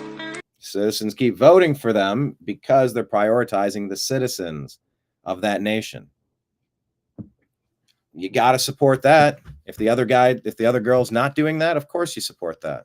Because simply, people are not naive as the left considers them. They vote for us because we defend freedom. We love our nations. We want secure borders. We preserve businesses and citizens from the green leftist insanity. We defend family and life. We fight against wokeism. We protect our sacred right to our faith and our free speech. And we stand for common sense. All right, so she's reading the script. It's a decent script. Victor Davis Hanson. Hey, second appearance on the show today. What a wild ride. Victor Davis Hanson about Trump's strategy. Trump is he's like the proverbial D9 cat. I mean, there's all these obstacles. He's going boom, boom, boom, boom, and they throw him out at him. They throw stuff at him, and boom, boom, boom, boom, boom, boom, boom. And then he adds insult to injury when he doesn't say like this, which I would do, and I'd fail because I don't have his political skills. But I'd say, I didn't ask to do this, but if I don't do it, who's going to do it? In other words, the tragic sense. He says, it's Liberation Day. It's a day that'll be the most famous day in American history. We're liberating. You're going to love it. You're going to be a little tough, but it's like a showman, and then their heads even explode, what's left of them. And the D9 just go, and he doesn't care. He thinks, well, I'm only here one term. How do I get back at those people for all the things they did to me? Fannie Willis, and I know what I'll do this week. I'll say I'm going to invade Panama. Oh my God, he's a 19th century Teddy. Well, that didn't last long. Maybe I'll say that I'll make Canada the 51st state. Oh my God. How about invading Greenland? I got a better idea. I'm going to run for a third term and violate the Constitution. He's not going to do any of that, but he wants to make them go insane. And that's what they're doing. And you know what? I wouldn't do that. And if I was president right now, the Democrats would probably have a 40%. He's president, he's got them down to 23 because he understands their mentality and what makes them go nuts. And when they go nuts, they show who they are, and they're absolutely blank crazy. That's a pretty fair assessment there, I think. But what do you think with Victor Davis Hanson? Do you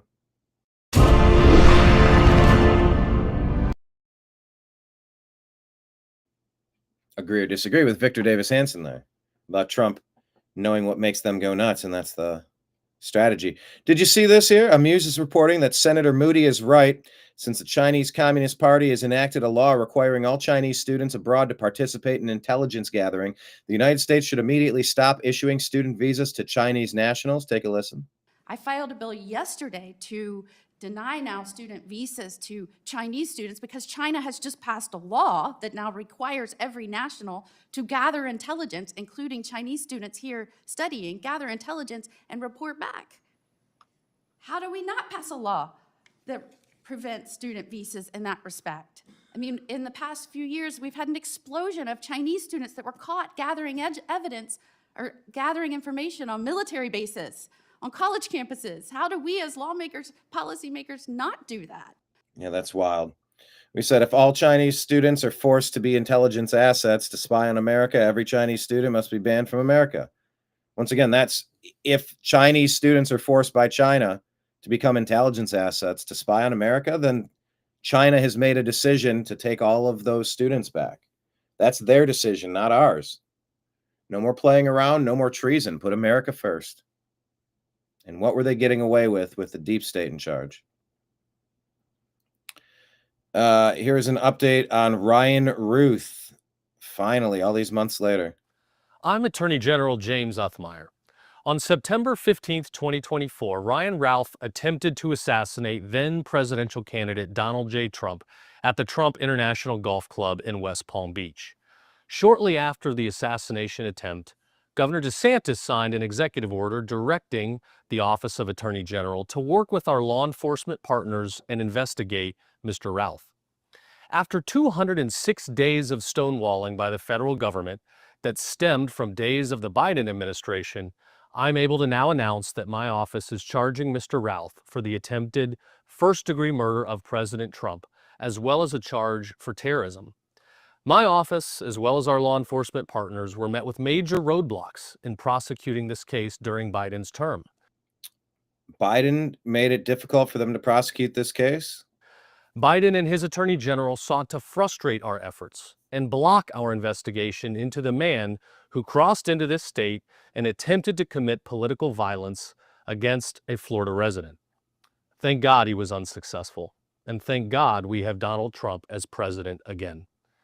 The leadership of U.S. Attorney General Pam Bondi and FBI Director Kash Patel was instrumental in preserving Florida's sovereign authority to do what is right and bring justice where it is due. We now have a federal government willing to work together to pursue justice. Attempting to take the life of a former president and a leading presidential candidate isn't just an attack on one man. This was a political attack against our Republican form of government and our shared American values. We cannot allow justice to be delayed or denied, and thanks to the President, our U.S. Attorney General, and the FBI Director, we are moving forward in our pursuit. Our statewide prosecutors will work to hold this evil man accountable and keep Florida safe, strong, and free. Well, there you go. We need to get some details on who's funding that. We said we need to know who was grooming, encouraging, training, funding, and arming this guy. How much of a Ukrainian connection is there? Can we please also charge the Secret Service who allowed the Butler, Pennsylvania attempt to happen? We need to be better at protecting POTUS.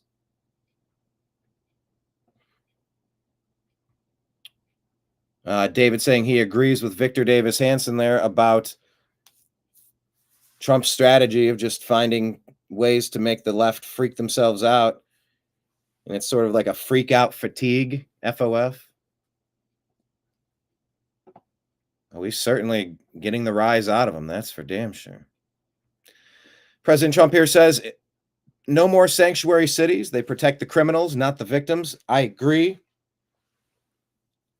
You know, whether this is exactly related, but I will say Los Angeles did not protect the citizens. They protected the criminal element. They would not keep the repeat offenders away from you in your communities. They would just allow them to live on that street corner, causing chaos forever. Running a big operation out of a unit forever. Operating out of a car or a van or a truck forever. Terrorizing the neighborhood with all the problems they're bringing by. Anyway, President Trump says, no more sanctuary cities. They protect the criminals, not the victims. They're disgracing our country and are being mocked all over the world. Working on papers to withhold all federal funding for any city or state that allows these death traps to exist. We replied, if federal funds are withheld from these sanctuary cities, would the policies change? And if so, how quickly? How could any American city prioritize non-Americans over Americans? We are seeing the Scooby-Doo masks come off of the deep state Democrat Party of traitors. Hashtag finally.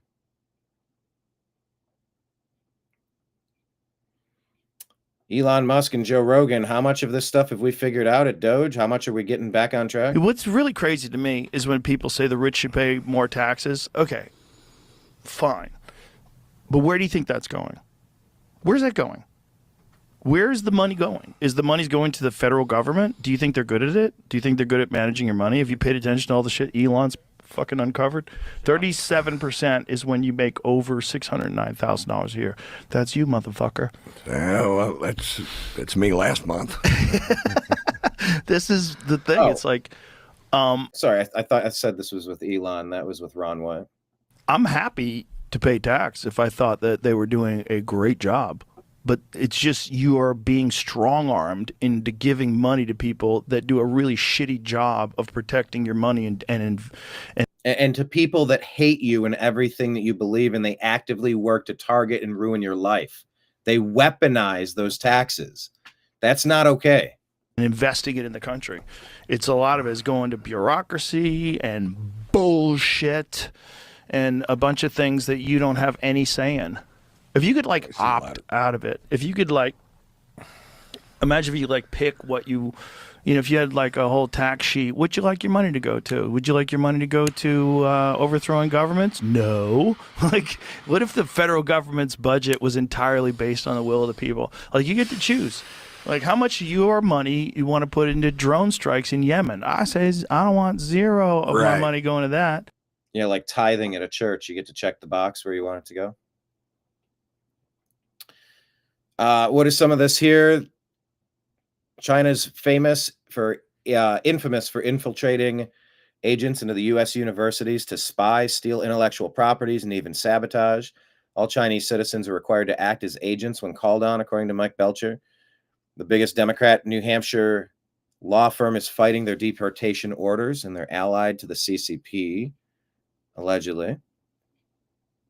There's a Utah attorney who's suing for surveillance footage of the Oklahoma City bombing, and it's recently been moved to unseal an FBI informant's deposition about the matter. However, the motion is opposed by Trump's Department of Justice.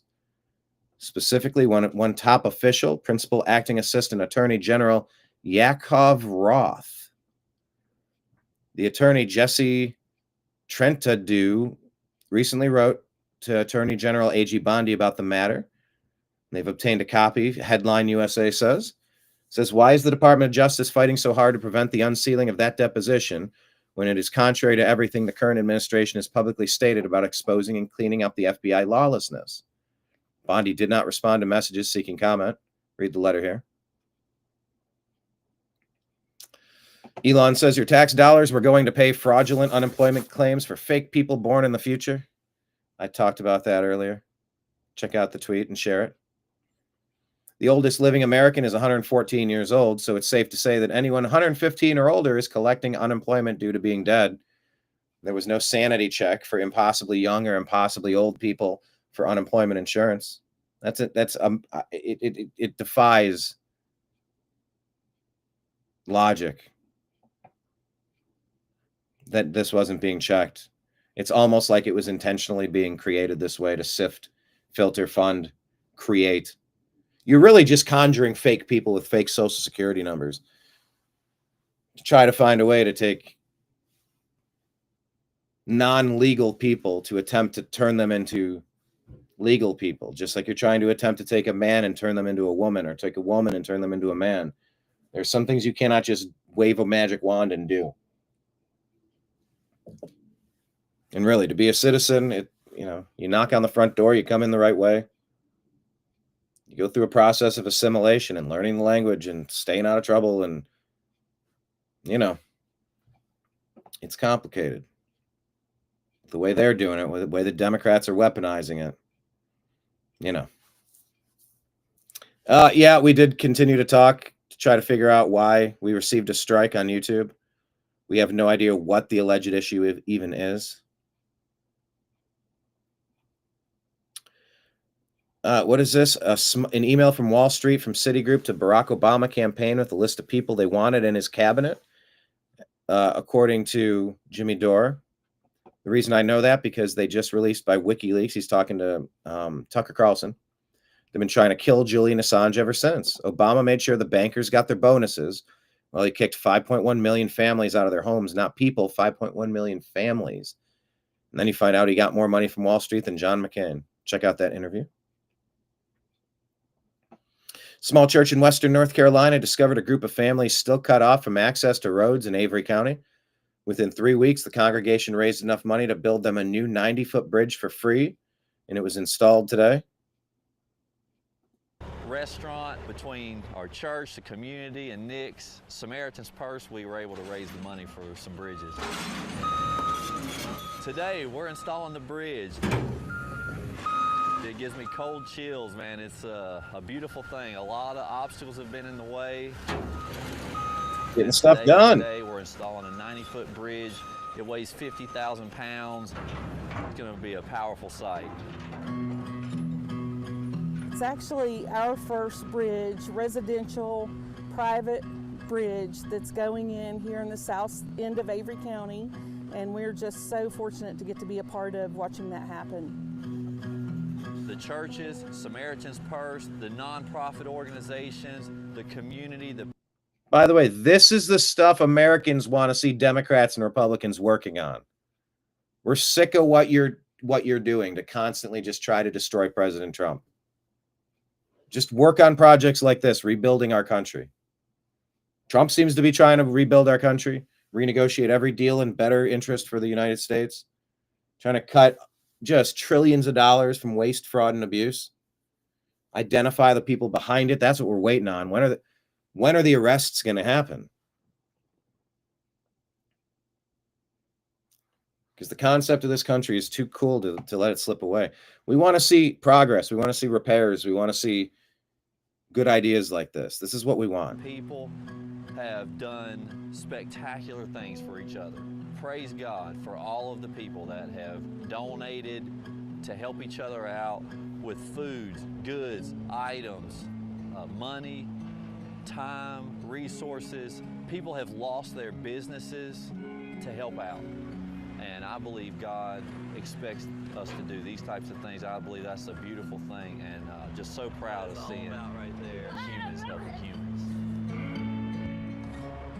Humans helping humans, indeed. What a terrific story. I don't know if you saw the gentleman with his hands in the air when the bridge was down, but again, having now that freedom to move about. You know, and now it's like you would like to see even more growth on this side and great things happen. Like, it's just, I don't know. I like stories of creation instead of just destruction. Anyway, there's YouTube just not telling us anything specific. They're not really giving us anything to work off of. Can't quite figure out why we received a strike, and they don't want to talk about it. All right. That is what I had prepared to talk to you about today. Thank you for joining us here, everybody. David and Kenneth and everybody else in the chat room, thank you so much. Once again, if you're not following the New American Media, do a search for the New American Media on Instagram, Facebook, True Social, Rumble, YouTube, and subscribe. Link up with us. We're on Telegram and Signal at TNAM and TNAM Chat. Robin, send me a message on Instagram on the New American Media account. Like we'll tweak that Telegram channel. I don't use it a lot. I would like to expand it, but I don't know how to do it or how it works really. On X, we're at American_media_ and subscribe to our podcast, The Agree to Disagree Show, on Spotify and Apple. Here, let me stop sharing. There we go. And this was me just pointing at the screens and going through everything I'm seeing, and we're having a conversation about it. I love it. Those are the places you can link up with us. Here are the places you could donate on or just sign up on Patreon or Venmo at Brian Engelman, Cash App, $ Brian Engelman, PayPal at Fuzz Installment. Check out our documentary, Hurricane Helene, Help on the Way, on Rumble and YouTube channels. And share it. Because, yeah, we went down to that place, Western North Carolina. It was devastated. And you'd sure rather knowing the FEMA dollars are going to help Americans rebuild after that instead of being given to non-Americans. That is not American. That is a big double-barreled middle finger to Americans. And we should all be upset about who was doing that. So, anyway, it's nice to see progress and things improving. Thank you so much, everybody, for joining us on today's episode of the TNAM AM Show, a division of the Agree to Disagree show here on the New American Media. I'll be back tomorrow. Signing out for now. I appreciate you. I love you. We'll talk to you again soon.